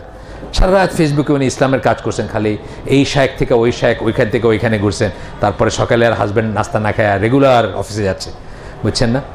মানে আলহামদুলিল্লাহ হাজব্যান্ডের অনেক ধৈর্য। আমার বউ হলে তো তার বিয়ে থাকতো না আমার সাথে। ওইসব হাজব্যান্ডদের অনেক ধৈর্য দিচ্ছেন আল্লাহ, সেটা অন্য ব্যাপার। যাই হোক, তো কী বলছেন? আউয়াল ওয়াক্ত হচ্ছে আফজাল ওয়াক্ত। একটা হলো এশা বললাম, আরেকটা হচ্ছে সৌদি আরবে আপনারা যারা গেছেন বা জানেন, সামারে ওই সূর্যটা যখন মাথার উপর থাকে তো প্রচণ্ড গরম থাকে, তো ওই সামারে তারা এই সূর্যটা একটু হেলার জন্য অপেক্ষা করতেন। সেটাও খুব বেশি কিছু না, আমাদের মতো ওই 1:30-2টা বাজায় না আর কি। ধরে 11টা, আমাদের এখানে 11টা কত মিনিটে জানি হয় এখন ওয়াক্ত, হয়তো সেখানে তারা হয়তো 12:30 বা 1:45 পড়লেন এরকম আর কি। এইটুকু ডিলে করতেন তারা আর কি। যেখানে অন্য নামাজগুলো 9 মিনিট থেকে 12 মিনিট বললাম, সেখানে হয়তো রসুলের সময় এটা করতেন, তারা ডিলে করতেন। এখন তো সৌদি আরবে এটার দরকার নেই, কারণ মসজিদগুলো সব এসি, বুঝছেন না? যাই হোক, তো এই হচ্ছে সাধারণত হচ্ছে যে আউয়াল ওয়াক্ত হচ্ছে আফজাল ওয়াক্ত, এবং আমরা মনে রাখবো যে আমরা সেটা করার চেষ্টা করব। আমার দেশে যদিও আসর এবং করার উপায় নাই, আসর এবং ফজর চালু মসজিদে আগে পড়ার উপায় নাই, সেখানে স্কলাররা বলেন যে 2টার ভিতর যখন চয়েস আসবে জামাতে নামাজ পড়াটা বেশি জরুরি। অনেকে আমাদেরকে বলে যে আমরা যদি বাপ বেটা মিলে ঘরে মানে ফজরের তাহাজ্জুদ পড়ে ফজরের ওয়াক্ত হওয়ার সাথে সাথে যদি জামাত পড়ে ফেলি তাহলে হবে না, মানে না, এটা স্কলাররা বলেন যে না, ওটা মসজিদে গিয়ে পড়তে হবে এবং জামাতের সাথে পড়তে হবে। এটা ওই জামাতে সামিল হওয়াটা বেশি জরুরি দেন আগে পড়াটা আর কি। তো আমরা সেটাই ফলো করি, কিন্তু বাংলাদেশে এখন ঢাকার চেয়েও সিলেটে পরে আরও 5 মিনিট পরে। ঢাকায় যদি 6টা হয়, সিলেটে 6টা 5-এ গ্রামের মসজিদে, মানে এখানে 5 মিনিট আগে হওয়ার কথা, এটা আরও পরে। বাইচান্স সজু চলে গেলে আপনার সূর্য উঠে যাবে আর কি, এটা ভেরি আনফর্চুনেট আর কি। না, আমি বলতেছি আরও 5 মিনিট পরে আর কি। ঢাকায় যতক্ষণ তার চেয়ে আরও 5 মিনিট পরে ছিলেন, একটা উদাহরণ দিচ্ছিলাম আমি। না মানে নামাজ হয়, আজান ঠিকই দেয় আপনার। আচ্ছা, এখন এরপরে আসতেছে এশার কথা এখানে বলছেন যে except in the case of এশা, ওনারাও বলছেন they enjoy humility and tranquility in prayer. দুটা জিনিস বললাম, হিউমিলিটি, ট্র্যাঙ্কুইলিটি। হিউমিলিটি কি? খাসিয়া যেটাকে আমরা বলি, খুশু যেটাকে বলি, মানে নরম হয়ে আল্লাহর সামনে দাঁড়ানো, ভয় নিয়ে আল্লাহর সামনে দাঁড়ানো। ট্র্যাঙ্কুইলিটি হচ্ছে সাকিনা, স্থির হয়ে দাঁড়ানো। আপনি দেখবেন যার আত্মাটা বা মনটা এখনো বসে নাই, এটা টানতেছে ওটা টানতেছে। মসজিদের মুয়াজ্জিন আমি দেখছি, উনি বোধহয় 30 বছর মুয়াজ্জিন, কিন্তু উনি স্থির হয়ে 30 সেকেন্ড দাঁড়াইতে পারে না। এটা কিন্তু এটা কিন্তু একটা অশ্বাস এবং দোষ কিন্তু এটা। হ্যাঁ, আপনি করবেন, প্র্যাকটিস করবেন এটা, যে মানে ট্র্যাঙ্কুইলিটি মানে কি? সাকিনা, শান্তভাবে দাঁড়াবেন, শান্ত হয়ে দাঁড়াবেন। চুলকানি, এদিক ওদিক নড়াচড়া, পাটারে করা, বুঝছেন না? অভ্যাসের ব্যাপার এটা। আমিও হয়তো পারি না একদিন, এখন পারি আমি, আপনিও পারবেন ইনশাআল্লাহ, বা করবেন। তো তারপরে বলতেছেন যে ওই এখানে আল্লাহ যে সূরা মুমিনুনের শুরুতে যে করছেন না, কারা সফলকাম, যেটা বলছেন না যে কারা মুমিনরা সফলকাম বলে 1 2 3 4 করে মুমিনদের কোয়ালিটিগুলো বলছেন। সেখানে কি বলছেন? যে তারা তাদের সালাতের ভিতরে খাশিউন, মানে তারা নিয়ে দাঁড়ায়, হিউমিলিটি নিয়ে দাঁড়ায়, ভয় নিয়ে দাঁড়ায়। ভয় এটা ঠিক সমীহ যেটাকে আমরা বলি, কারেক্ট। খাসিয়া শব্দটা খাওফের ভিতরে তফাৎ আছে, এটা সমীহ বলতে পারেন। এটা বিশাল কারোর সামনে দাঁড়াইলে মানুষের একটা সমীহ হওয়ার কথা না, মানে এই জিনিসটার ফিলিংটা আসবে। যদিও আল্লাহর সাথে কারো বিশালত্বের কোনো তুলনা হয় না, তবু এটা দিয়ে বুঝাইলাম আমি যে জাস্ট যে ধরনের সমীহ হওয়ার কথা আর কি, বা আল্লাহটা সুপারলেটিভ। এটা আল্লাহু আকবার যখন আমরা বলি, আর সব কিছু হচ্ছে আল্লাহ আলাদা। এই আকবার কিন্তু দুজনের আকবর না, আকবর কিন্তু আরবিতে কম্পারেটিভও হয়, সুপারলেটিভও হয়। এটা হচ্ছে সুপারলেটিভ, যেটা মানে আর কিছুর সাথে কিছু নাই, ওই আকবর আর কি। তো আল্লাহকে যেটা মানায় সেই রকমের খাসিয়া বা খুশু নিয়ে আপনি দাঁড়াবেন ইনশাআল্লাহ। তারপরে বলতেছেন কি যে আহলুস সুন্নাহ জামা, এগুলা কি আমরা আচরণ, আমি বলছি না পয়লা, আচরণ এবং মনোভাব নিয়ে আমরা শিখতেছি। কিন্তু আচরণ, আপনি নামাজে দাঁড়াবেন যখন, আপনার আচরণ কি হবে, আপনার মনোভাব কি হবে? আসলো না এখানে কথাটা আসছে না? আমাদের যেটা টপিক ছিল, আচরণ কি হবে, মনোভাব কি হবে আপনার। আমরা কিন্তু নামাজে বলতেছি, প্রত্যেকটা সিচুয়েশনে বলবেন, মানে ইম্পর্টেন্ট সিচুয়েশনগুলো বলতেছেন। কাউকে দাওয়াত দিতে গেলে আপনার আচরণ কী হবে, মনোভাব কী হবে, দুইটাই কিন্তু আমরা বলতেছি। যদিও আপনারা হয়তো খেয়াল করতেছেন না, গল্পের মতো হচ্ছে, কিন্তু আসলে কিন্তু দুইটা জিনিস ঘুরে ফিরে আসতেছে, আচরণ এবং মনোভাব আসতেছে। এরপরে বলতেছেন আহলুস সুন্নাহ জামা আরজ ওয়ান আনাদার, একে অপরকে তাগিদ দেয়। কিসের জন্য? কিয়ামুল লাইল পড়ার জন্য। এটা কিন্তু আমার মসজিদটায় এশার নামাজ ছাড়া বাকি ওয়াক্তগুলো আমি কি করি, পুরা তসবিটা পড়ি, যেটা রিকমেন্ডেড আর কি। এশার নামাজ আমি তাড়াহুড়ো করে বাইরে হয়ে যাই। তার কারণ হচ্ছে, আপনি যদি আটকায় যান, তাহলে বিতির পরে আরও 2 রাকাত পড়া সবাই শেষ করলে তবে আপনার বাইরে হওয়ার সুযোগ আসবে। এই সিচুয়েশন কেন হয়েছে? কেন আমরা কেউ তাহাজ্জুদ পড়ি না।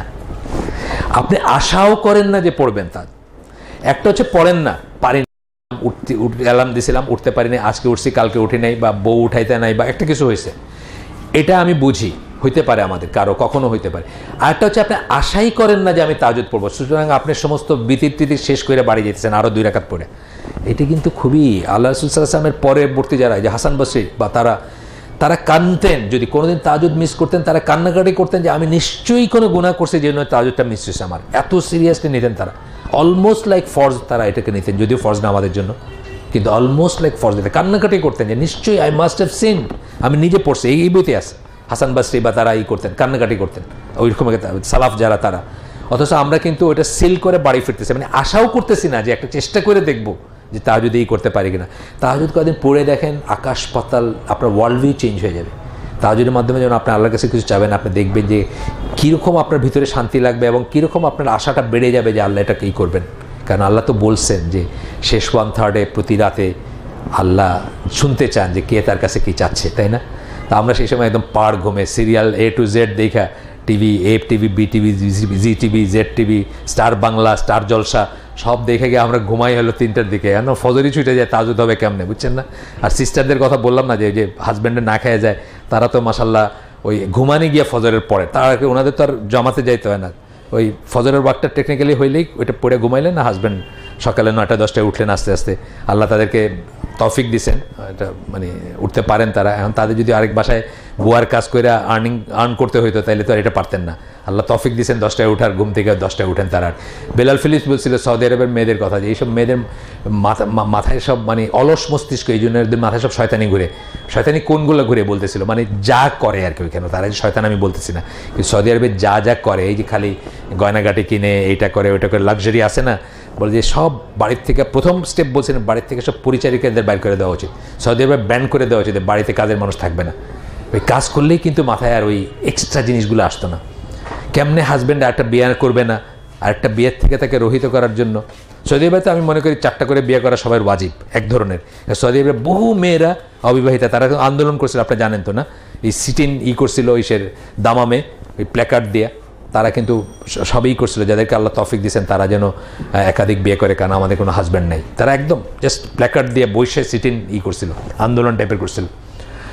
তো সৌদি আরবে তো এটা, কিন্তু ওই বউগুলো কী করবে, হাজব্যান্ডকে দিয়ে খালি গয়না কেনাবে, খরচ করাবে, যেতে মানে বেশি বেশি খরচ করে, এবং আর বিয়ে একটা না করতে পারে, বুঝছেন না, ওই দিকে ফন্দি করবে। তো বেলাল ফিলিপস এইটা নিয়ে কথা বলতে বলতেছিল যে আসলে প্রথম কাজ করা উচিত, সৌদি সোসাইটিতে সুস্থতা আনতে হলে সব কাজের মানুষ বাইর করে দেওয়া উচিত। তাহলে কিন্তু 10টায় উঠতে পারবে। ধরেন ঘরে কাজের মানুষ নাই, 10টায় উঠতে পারবে, তা খাইতে হবে না।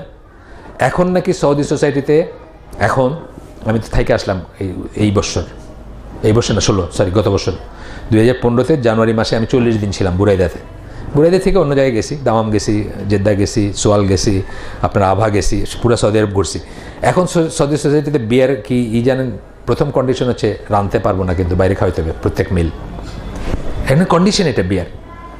অন্যগুলো তো আসেই, ঘর আলাদা করতে হবে, এগুলো তো আসেই, রাঁধতে পারবো না, এটা হলো একটা। এই জন্য সৌদি আরবে 1.12 বা 1.2 মিলিয়ন রিয়ালের খাদ্য ডেইলি অপচয় করে তারা, ডেইলি। আমি নিজে দেখছি এই যে ফাস্টফুডগুলা, মানে পাগলের মতো ফাস্টফুড, বুঝছেন না, খাওয়ার দোকান মলগুলাতে, এবং এত খাওয়া নিয়ে ফালায়া ক্লিয়ার করে যাইতেছে আর কি, যেগুলো দিয়ে আমাদের মতো গরিব দেশের হয়তো একবেলার খাওয়া হয়ে যেত সবাই। 1.2 মিলিয়ন রিয়াল একদিন, এক বছর না, কিন্তু চলে যাচ্ছে। তো এইগুলার একটা ব্যাকলেশ আছে না, আল্লাহর কাছে জবাব দিতে পারে। সৌদি বলে কি তাকে সব মাফ নাকি? তা তো না, এগুলো ব্যাকলেশ আছে, আসতেছে সেই দিন, সেই জবাব দিবে তারা, বুঝছেন না। আমরা অন্তত আল্লাহকে ভয় করবো, আমরা এক ফোঁটা পানি করতে। আব্দুল্লাহ জাহাঙ্গীর একটা শুনছেন নাকি আমি জানি না, ইউটিউবে আছে, উনি ওই যে পড়াশোনা করতেন তো সৌদি আরবে, তো উনি মুছে খাইতেছেন আর কি, ওনার প্লেট মুছে খায় না আমরা, তো এক সৌদি তারে যোগ করতেছে কি তোমাদের সব কি মিসকিন নাকি, সব ফকির মিসকিন এইভাবে খাইতেছো বলে। আমি রসুলের একটা সুন্নাহ ফলো করতেছি, তুমি আমার এই কথা কইতেছো, তুমি তো শয়তানের সুন্নাহ ফলো করতেছো। আল্লাহ কোরআনে বলছেন না যে অপচয়কারীরা শয়তানের ভাই, তুমি হলো শয়তানের সুন্নাহ ফলো করতেছো, আমি রসুলের সুন্নাহ ফলো করতেছি, তুমি আমার এই কথা বললা, তুমি আমাকে ক্রিটিসাইজ করতেছো। ওনার একটা আছে, লেকচারে আছে, ইউটিউবে লাগানো আছে, উনি বলতেছেন এটা আর কি, যখন সৌদি আরবে ছিলেন বা তো যাই হোক, আমরা আসি তারপরটায় যে কিয়ামুল লাইল, যেটা বলতেছিলাম, রাতের নামাজ, তাহাজ্জুদ 2 রাকাত পড়েন। আমি তো আমি আল্লাহ যেদিন তৌফিক দেন, আমি তো খুব রেগুলার না, যখন আমাকে তৌফিক দেন তখন আমি পড়ি। আমি তো 2 রাকাত পড়ি অনেকদিন, বেশি হলে 4 রাকাত, মানে একটু বড় সূরা দিয়ে পড়েন না, বা একটু তাও যদি, কিন্তু দাঁড়ায় থাকাটা বেশি ইম্পর্টেন্ট দেন কয়টা রাকাত পড়লেন, নাম্বার ইম্পর্টেন্ট না, কিন্তু দাঁড়ায় থাকবেন, লঙ্গার টাইম দাঁড়ায় থাকবেন। কিয়ামুল লাইল না, দাঁড়াইতে বলছেন আপনাকে। সুতরাং লম্বা যেটা আপনি জানেন আর কি, সেখানে ম্যাক্সিমাম লম্বা সূরা দিয়ে পড়বেন। বা এই নিয়ে আমি দেখি যে আমার যে সময় আমার ওয়াইফ উঠায় বা আমি উঠতে পারি, আমি দেখি যে হার্ডলি 4 রাকাত হয় আমার। 4 রাকাতের পরে বিতির পড়লে বাস শেষ, আজান পড়ে গেল। এখন ওয়াইফ হয়তো ঘুমায় গেল, তার ওই যে বললাম ফজর পড়ে ঘুমাইতে পারে, আমাকে ওই 1 ঘন্টা সময় ওয়েট করতে হয়। তা আমি আপনাদেরকে সাজেস্ট করতেছি ওই সময়টা তেলাওয়াত করতে পারেন, এই যে নামাজের আগে যেটা রেগুলার অভ্যাস করে ফেলে, যে ওই সময়টা আপনি কোরআন তেলাওয়াত করবেন প্রত্যেক দিন, একটাই শুরু করলেন পেছন থেকে, মানে এইভাবেই করবেন। এটা করতে হলে কী করতে হবে বলেন তো, রাত্রে 9টা থেকে 10টার ভিতরে ঘুমাইতে হবে, কিন্তু ওই জি আর স্টার জলসা হলে হবে না, কিরণমালা হলে হবে না, তাই না? 9টা থেকে 10টার ভিতরে ঘুমাইতে হবে, ম্যাক্সিমাম 10টা ঘুমাইতে হবে, তাহলে আপনি ডেফিনেট উঠতে পারবেন। আমার এইজ গ্রুপের মানুষ তো ধরেন হয়তো 3টায় তার ঘুম পাবে, এমনি ভেঙে যাবে। 10টায় যদি ঘুমায়, আর ঘুমাইতে চাইলেও ঘুমাইতে পারবে না। তাই একটু ইয়াঙ্গার যারা, তারা হয়তো একটু বেশি সময় ঘুমাইতে পারেন, সেটা অন্য ব্যাপার। যাই হোক, তো তারপরে কি বলতেছেন, because this is part of the teaching of the prophet সাল্লাল্লাহু আলাইহি ওয়াসাল্লাম, because Allah commanded his prophet সাল্লাল্লাহু আলাইহি ওয়াসাল্লাম to pray at night and to strive in worshipping him. আল্লাহ তো কমান্ড করছেন, ওই যে মুজাম্মিল বা অন্য সূরাতে আল্লাহ তার নবীকে বলছেন রাত্রে দাঁড়াইতে। নবীকে বলা মানে কি, বাই এক্সটেনশন আপনাকেও বলা। নবীকে বললে কি নবীকে একা নাকি? অনেক সময় নবীকে বলছেন না এটা করা দরকার আছে নাকি, নবীকে বলারও দরকার ছিল না, এটা আপনাকে শেখানোর জন্য বলছেন আল্লাহ। তা আল্লাহ বলছেন এটা করতে। কটা বাজছে? অনেক বাজে গেছে। 7:06। হ্যাঁ, আমাকে বলছেন 7:30, তো আমরা 7:15 শেষ করে দিব আজকে যেটা, তারপরে যদি ওই যে একটু ওনার কোয়েশ্চেন বা 7:30 বা 7:20 শেষ করে দিব, তারপরে যদি 5 মিনিট কেউ যদি ওই থাকে হইল। তো এরপরে কি বলতেছেন যে আয়েশা রাদিয়াল্লাহু আনহার হাদিস আসতেছে, আপনারা জানেন সবাই যে ওই ওনার পা ফুলতে শুরু করছিল রাত্রে নামাজে দাঁড়ায়। আয়েশা রাদিয়াল্লাহু আনহা ওনাকে বলছেন রাসূল সাল্লাল্লাহু আলাইহি ওয়াসাল্লামকে, এটা হচ্ছে বুখারীর হাদিস, রাসূল সাল্লাল্লাহু আলাইহি ওয়াসাল্লামকে জিজ্ঞেস করছেন যে আপনি কেন এরকম করতেছেন, আপনার তো সব গুনাহ আল্লাহ মাফ করেই দিয়েছেন, আগের এবং পাস্ট এবং পেছনের এবং সামনের সব গুনাহ মাফ করে দিয়েছেন, আপনি কেন করতেছেন? আল্লাহ রাসূল সাল্লাল্লাহু আলাইহি ওয়াসাল্লাম বলছেন, আমি কি একটু শুকরিয়াও করব না? মানে আমি should I not want to be a thankful slave, আমি কি আল্লাহর একজন শুকরিয়া করা বান্দা হব না? এই কথা বলছেন। ওনার জন্য এটা হলে আমাদের কি অবস্থা হয়? ওই যে বললাম যে আমাদের তো এখানে যারা আছে, আমাদের কারো বাসায় 1 মাস চুলা না জ্বলে থাকে নাই, তাহলে ওনার যদি চুলা না জ্বলে উনি শুকরিয়া করতে পারেন, তাহলে আমাদের কি করা উচিত, আমাদের কতটুকু করা উচিত? এটা আপনাদেরকে যে সাহাবীদের কথা আমি বলছি, যে সাহাবীদের চরিত্রের সাথে আমাদের চরিত্রের তফাৎটা বলতে গিয়ে বলছিলাম যে তারা সবসময় মনে করতেন যে তারা এনাফ শুকরিয়া করেন নাই, অর্থাৎ পর্যাপ্ত শুকরিয়া করেন নাই, যতটুকু করা দরকার ছিল এটা করেন নাই। আমরা তো মনে করি যে আমরা নামাজ পড়ে বা আমরা এখানে এসে আল্লাহকে একটা ফেভার করছি, এনামূলকটা তো করছি আল্লাহরও ফেভার করছি, এরকম আমরা হয়তো মনে করি। কিন্তু আসলে আমরা যদি করে চিন্তা করি যে তারা যদি এই কথা বলে, মানে তাদেরকে আমরা জানি পাথর ভাঙছেন তারা ইহুদির জন্য এক বালতি পানি তুললে একটা খেজুর পাইছেন তারা, তারপরে যদি তারা চিন্তা করে থাকেন যে আমরা নাশকর, আমরা এনাফ শুকরিয়া করি নাই, আমরা যারা এখানে আসি এই লাইট জ্বালায় ফ্ল্যাট নিচে বৈশা এত আরামে কথা শুনতেছি, আমাদের কত শুকরিয়া করা উচিত সেটা আমরা চিন্তা করবো ইনশাল্লাহ। তারপরে বলতেছেন যে আহলে সুন্নাত জামা ফিতনার সময়, ফিতনার ডেফিনেশনটা অনেক সময় আমরা জানি না, বা অনেক সময় তো আপনার ফিতনার টাইমে এই যে ধরেন কয়দিন আগে হলি আর্টিজান একটা ঘটনা ঘটে গেল, একদম ডিফিকাল্ট টাইম আমাদের জন্য, তাই না? এই 16-17 কোটি মানুষের উপর কিন্তু গজব নেমে আসছে আল্লাহর এটার পরে, তাই না? আপনি চিন্তা করেন কত মানুষকে রাস্তাঘাটে একটা দাড়ির জন্য, একটা টুপির জন্য নাজেহাল হইতে হয়েছে, কত মানুষকে কটু কথা শুনতে হয়েছে, কত মানুষকে বাসা ভাড়া দিছিল, বলছে যে আপনি চলে যান। ঢাকা শহরে দেখছেন না, ব্যাচেলারদের থাকার জায়গা নেই, কেউ ভাড়া দিতে চায় না, বিশেষ করে কল্যাণপুরের ঘটনাটা ঘটার পরে কেউ ভাড়া দিতে চায় না। এইগুলো হল ডিফিকাল্ট টাইমস। ফিতনার একটা ডেফিনেশন হচ্ছে যখন সত্য আর মিথ্যা আলাদা করা যায় না। ফিতনার একটা হচ্ছে সত্য মিথ্যা আলাদা করা যায় না। তখন কী করবেন, আমি এটা নিয়ে পড়াইছি অন্য একটা বই থেকে, রিলিজিয়াস এক্সট্রিমিজম যে বইটা আমরা ঢাকায় পড়তেছি, 650 পৃষ্ঠার বই, শেষের দিকে আসি। তো ওইখানে বলছেন আর কি যে ফিতনার টাইমে কি করবেন আপনি। ফিতনা প্রথম কথা যে ফিতনার ডেফিনেশন দিয়েছেন, কোনটা ফিতনার ডেফিনেশন হচ্ছে যখন সত্য থেকে মিথ্যাকে আলাদা করা যায় না। আজকে কি আপনি জানেন, আজকে পেপার পড়লে কি আপনি বুঝেন যে কোনটা সত্য? আমি তো বুঝি না, আপনারা বুঝেন? আমি তো জানি না, আমি কনফিউজড কোনটা সত্য কোনটা মিথ্যা। ওই সময়টা আপনি কী করবেন, ধৈর্য সহকারে এই করবেন, কারণ আপনাকে তো একই স্কেলে ট্রিট করবে, তাই না? আজকে আপনাকে আমাকে কিন্তু একই স্কেলে, যারা এই কাজটা করছে ইসলামের নামে করছে এই করে, আজকে আমরা কী হয়েছে, আমরা আমার মুসলিম দেশে নিজেদের দেশে আমরা অ্যাপার্থেড হয়ে গেছি, আমরা এখন মাইনরিটি হয়ে গেছি। আজকে ওদের জন্য কিন্তু আপনাকে সবাইকেই ট্রিট করবে। এই সময়টা আপনার কী করতে হবে, আপনাকে ধৈর্য সহকারে এটা মোকাবেলা করতে হবে, ধৈর্য সহকারে এটাকে নিতে হবে। তো এটা বলতেছেন ডিফিকাল্ট টাইম, ফিতনার টাইমে আপনি ধৈর্য, ক্যালামিটির টাইমে যখন আসবে, ধরেন ঝড় হইলো, বৃষ্টি, ক্যালামিটি আর ফিতনা একটু আলাদা। ক্যালামিটি হচ্ছে বিপর্যয়, যেটাকে দুর্যোগ যেটাকে বলি, ঝড় হইতে পারে, ভূমিকম্প হইতে পারে, বা খরা হইতে পারে, দুর্ভিক্ষ হইতে পারে, সেইগুলা। আর ফিতনা বললাম কি, যখন সত্য থেকে আলাদা করা যায় না, মিথ্যাকে, সেই সময়গুলোতে ধৈর্য সহকারে করবেন, ধৈর্য সহকারে সেটাকে নিবেন। এখানে আল্লাহ সূরা 39 নম্বর সূরা জুমার আপনার 10 নম্বর আয়াতে বলতেছেন, শুধুমাত্র ধৈর্যশীল যারা, তারাই তাদের বেহিসাব পাবে আল্লাহর কাছ থেকে, মানে নিয়ামত, মানে রিওয়ার্ড পাবে, আজর পাবে বা নিয়ামত পাবে। এটা এখানে বলতেছেন। তারপরে রাসূল সাল্লাল্লাহু আলাইহি ওয়াসাল্লাম একটা হাদিস বলতেছেন, এটা তিরমিজির হাদিস, আলবানি মত সহিহ। এখানে বলতেছেন যে greatest reward comes with greatest calamity. যত কঠিন সময় তার আজর বা রিওয়ার্ড তত বেশি। একটা হাদিসে আসছে না যে এমন একটা সময় আসবে যখন দিনের উপর থাকাটা খুব কষ্টকর হবে, তখন একজন মানুষের রিওয়ার্ড হবে 50 জনের সমান। সাহাবীরা জিজ্ঞেস করছেন, কাদের 50 জন ইয়া রাসূলুল্লাহ? তখন রাসূল সাল্লাল্লাহু আলাইহি ওয়াসাল্লাম বলছেন যে তোমাদের 50 জন, অর্থাৎ সাহাবীদের 50 জনের সমান রিওয়ার্ড কিন্তু আমাদের মতো মানুষরাও পাওয়ার একটা সময় আসতে পারে বা থাকতে পারে তার কাজের জন্য। যত ডিফিকাল্টি তত বেশি রিওয়ার্ড। এই জন্য কি যারা দূরে থাকে, অনেকে বলে মসজিদের কাছে বাসাটা, কিন্তু যাদের বুঝ ভালো তারা বলে একটু দূরে থাকেই ভালো, আমার একটু কষ্ট করে হাঁটতে হয়, এরকম শুনছি আমি। আমরা মনে করি আর মসজিদের কাছে 5 ওয়াক্ত গেলাম আসলাম, বুঝছেন না? কিন্তু এরকম মানুষের কথা শুনছি যে যত দূরে থাকবো তত প্রত্যেক স্টেপে আমারই হবে, আমি দূরে থেকে আসতেছি মসজিদে, আমি ভালো আছি দূরে থেকে, এটা বলতে শুনছি। যাই হোক, তার বলতেছেন যে আল্লাহ when Allah loves a people he tests them, এটা সত্যি কথা।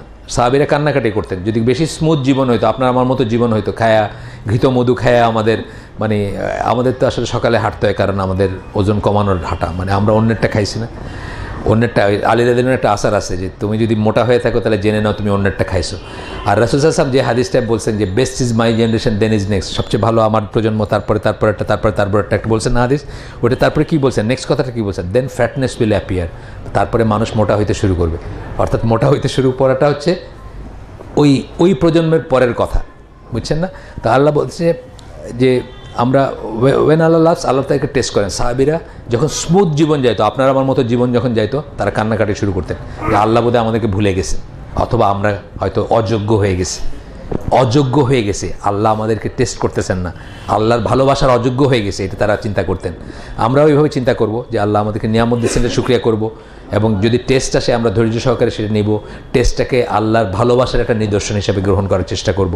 Whoever accepts the divine decree will earn আল্লাহস pleasure. Divine decree মানে নির্ধারণ, কদরকে যে অ্যাকসেপ্ট করে নেয়, আমাকে এই দেশে আল্লাহ জন্ম দিচ্ছেন, এটা কিন্তু আমার কদর, আমি আমার এই বাপের ঘরে জন্মাইছি, এটা কদর, আমি সিলেটে জন্মাইছি, এটা আমার কদর, আমার চামড়া সাদা না, এটা আমার কদর, সুতরাং এটাকে অ্যাকসেপ্ট করে নিয়ে আমি শুকরিয়া করব। ডিভাইন ডিক্রি কিন্তু এগুলো, আমি আফসোস করব না যে এই দেশে মানুষ থাকে, এই দেশে মানুষ জন্মায়, এটা আফসোস করব না। আল্লাহ তাআলা বুঝে তার ডিভাইন উইজডমে আমাকে এখানে জন্ম দিচ্ছেন। আচ্ছা, সে যে এটাকে মেনে নেবে সে আল্লাহর সন্তুষ্টি অর্জন করবে।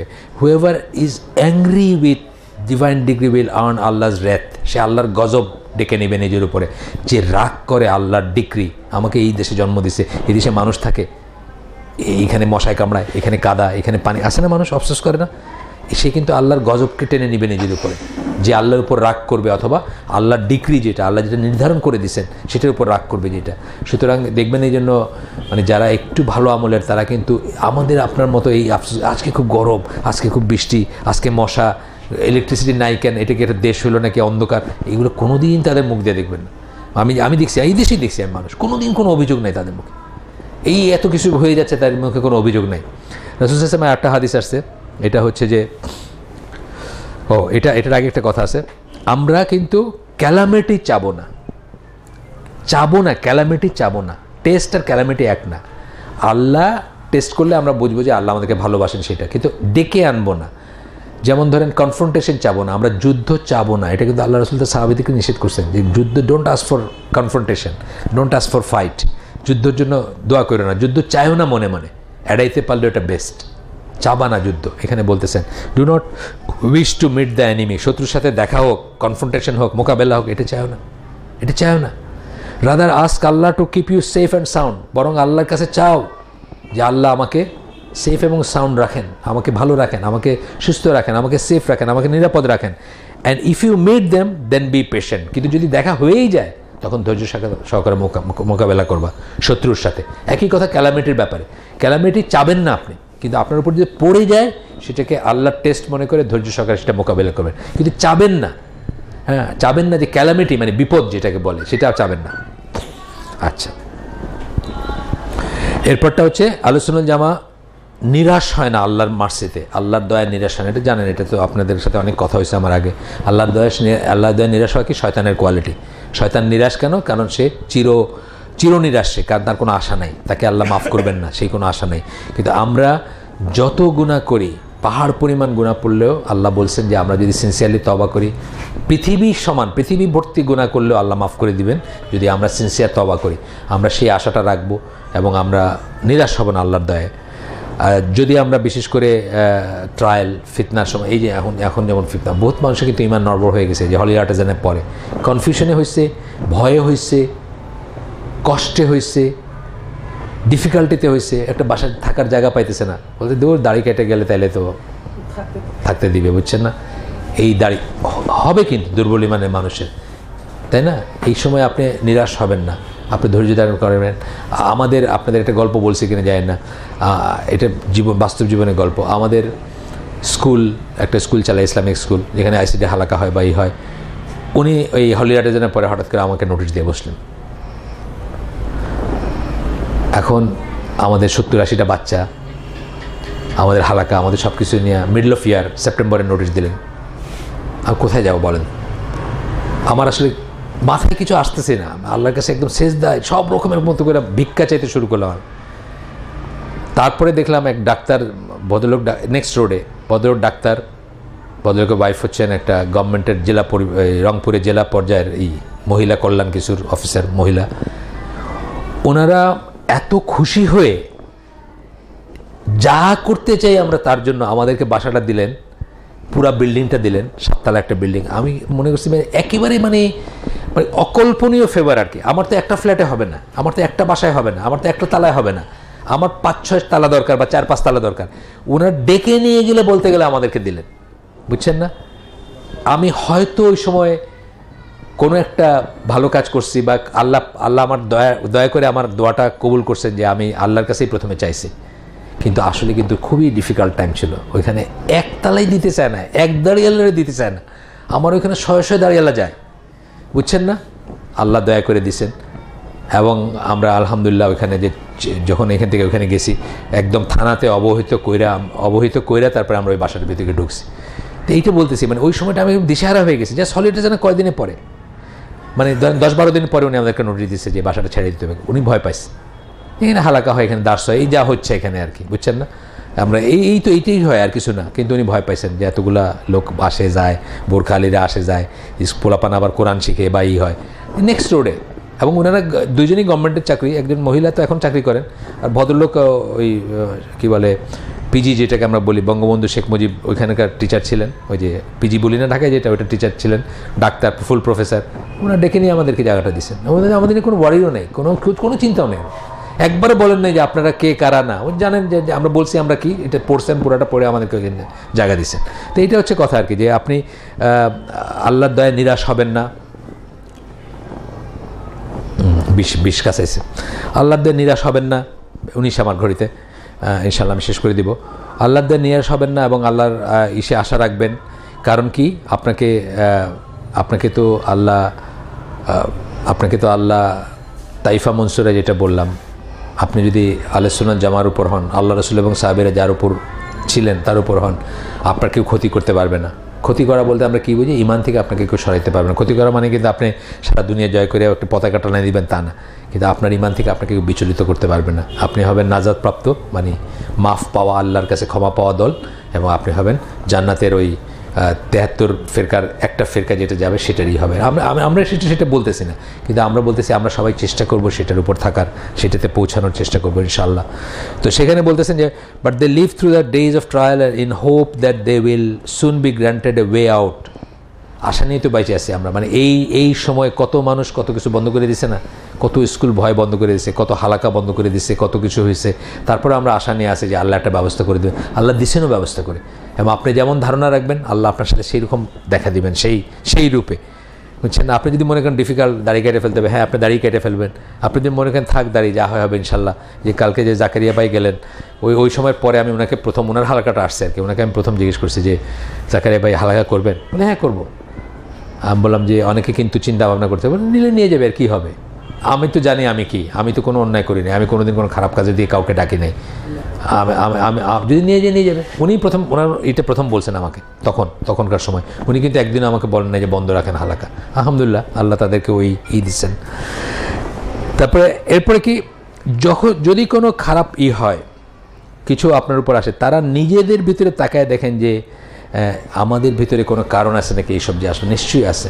আপনাদের আমি বলছি যে এই 67 সালে এবং 73 সালে যখন ইসরায়েলের সাথে আরবরা 2টা যুদ্ধ হারছে, তখন কিন্তু বহু মানুষ ঈমান হারায় ফেলছে, বহু মানুষ কাফের হয়ে গেছে। কিন্তু ওই সময় থেকে আবার বহু মানুষ দিনদার হয়েছে। কিন্তু বহু মানুষ নিজের ভিতরে তাকায় দেখছে যে আল্লাহ ওয়াদা করছেন আল্লাহর সাহায্য আসবে, সাহায্য আসলো না মানে তাইলে যাদেরকে ওয়াদা করছেন আল্লাহ, আমরা তারা না। এইভাবে তারা নিজের ভিতরে তাকায় দেখছেন এবং নিজেকে করছেন।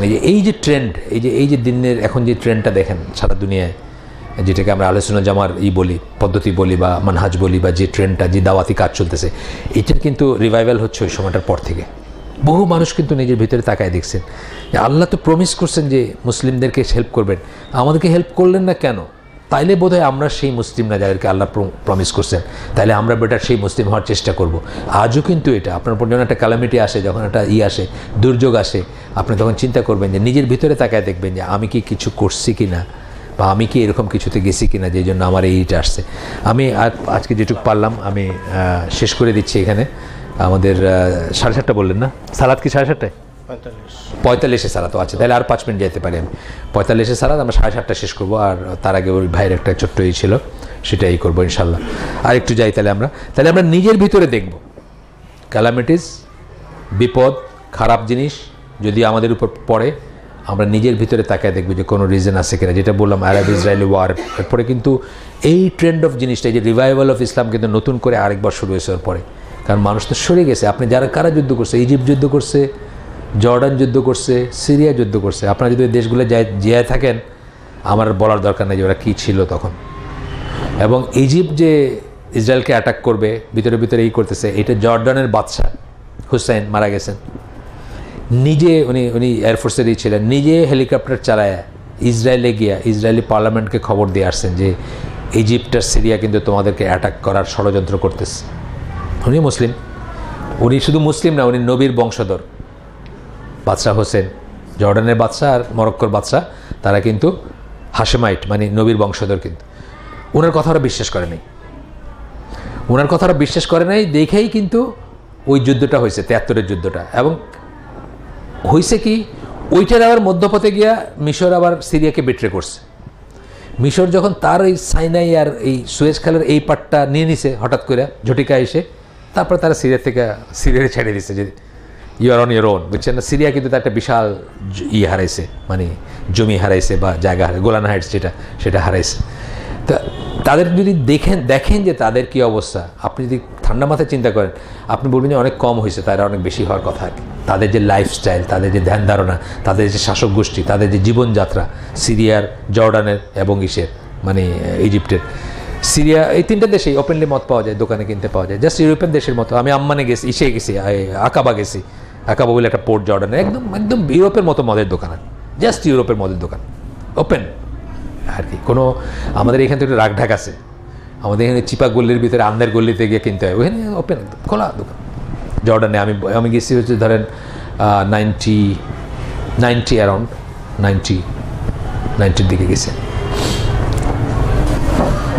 যাই হোক, আসেন আপনার আল্লাহ বলতেছেন সূরা 42 নম্বর সূরা হচ্ছে সূরা শুরা, না সূরা শুরার 30 নম্বর আয়াত। আল্লাহ বলতেছেন যে যা কিছু মানে বিপদ তোমাদের উপর আসে, এটা তোমাদের নিজের কামাই। ভালোটা আল্লাহর রহমত এবং বিপদটা নিজের কামাই। কোথাও না কোথাও আমরা একটা কিছু ভুল করছি, আমাদের শর্টকামিং ছিল, আমাদের অপূর্ণতা ছিল, যে জন্য আমাদের উপরে নেমে আসছে। আমরা অলওয়েজ নিজের ভিতরে হলিউডের জন্য আপনার ডিফাইনই করতে পারবেন কি আছে। তো এটা তো আমরা বুঝতেছি যে এখানে আমাদের ব্যর্থতা, সোজা কথা। আমরা এই বাচ্চাগুলোকে বোঝাইতে পারি না হোয়াট ইজ ইসলাম, আমরা গভর্নমেন্টকে বোঝাইতে পারি না হোয়াট ইজ ইসলাম। আজকে আহলে সুন্নাত জামার কোনো রিপ্রেজেন্টেশন নাই।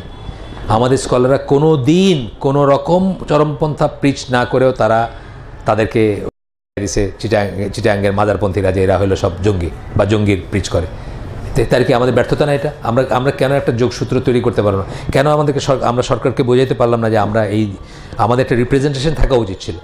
আমি তো বলি যে এই ঘটনার পরে আমি বলি যে র্যাব দিয়ে, পুলিশ দিয়ে কি আপনি কারোর ইমান যাচাই করতে পারবেন? তার আকিদা যাচাই করতে পারবেন? মেটাল ডিটেক্টর দিয়ে পারবেন যে আকিদাটা কি এই লোকের? না।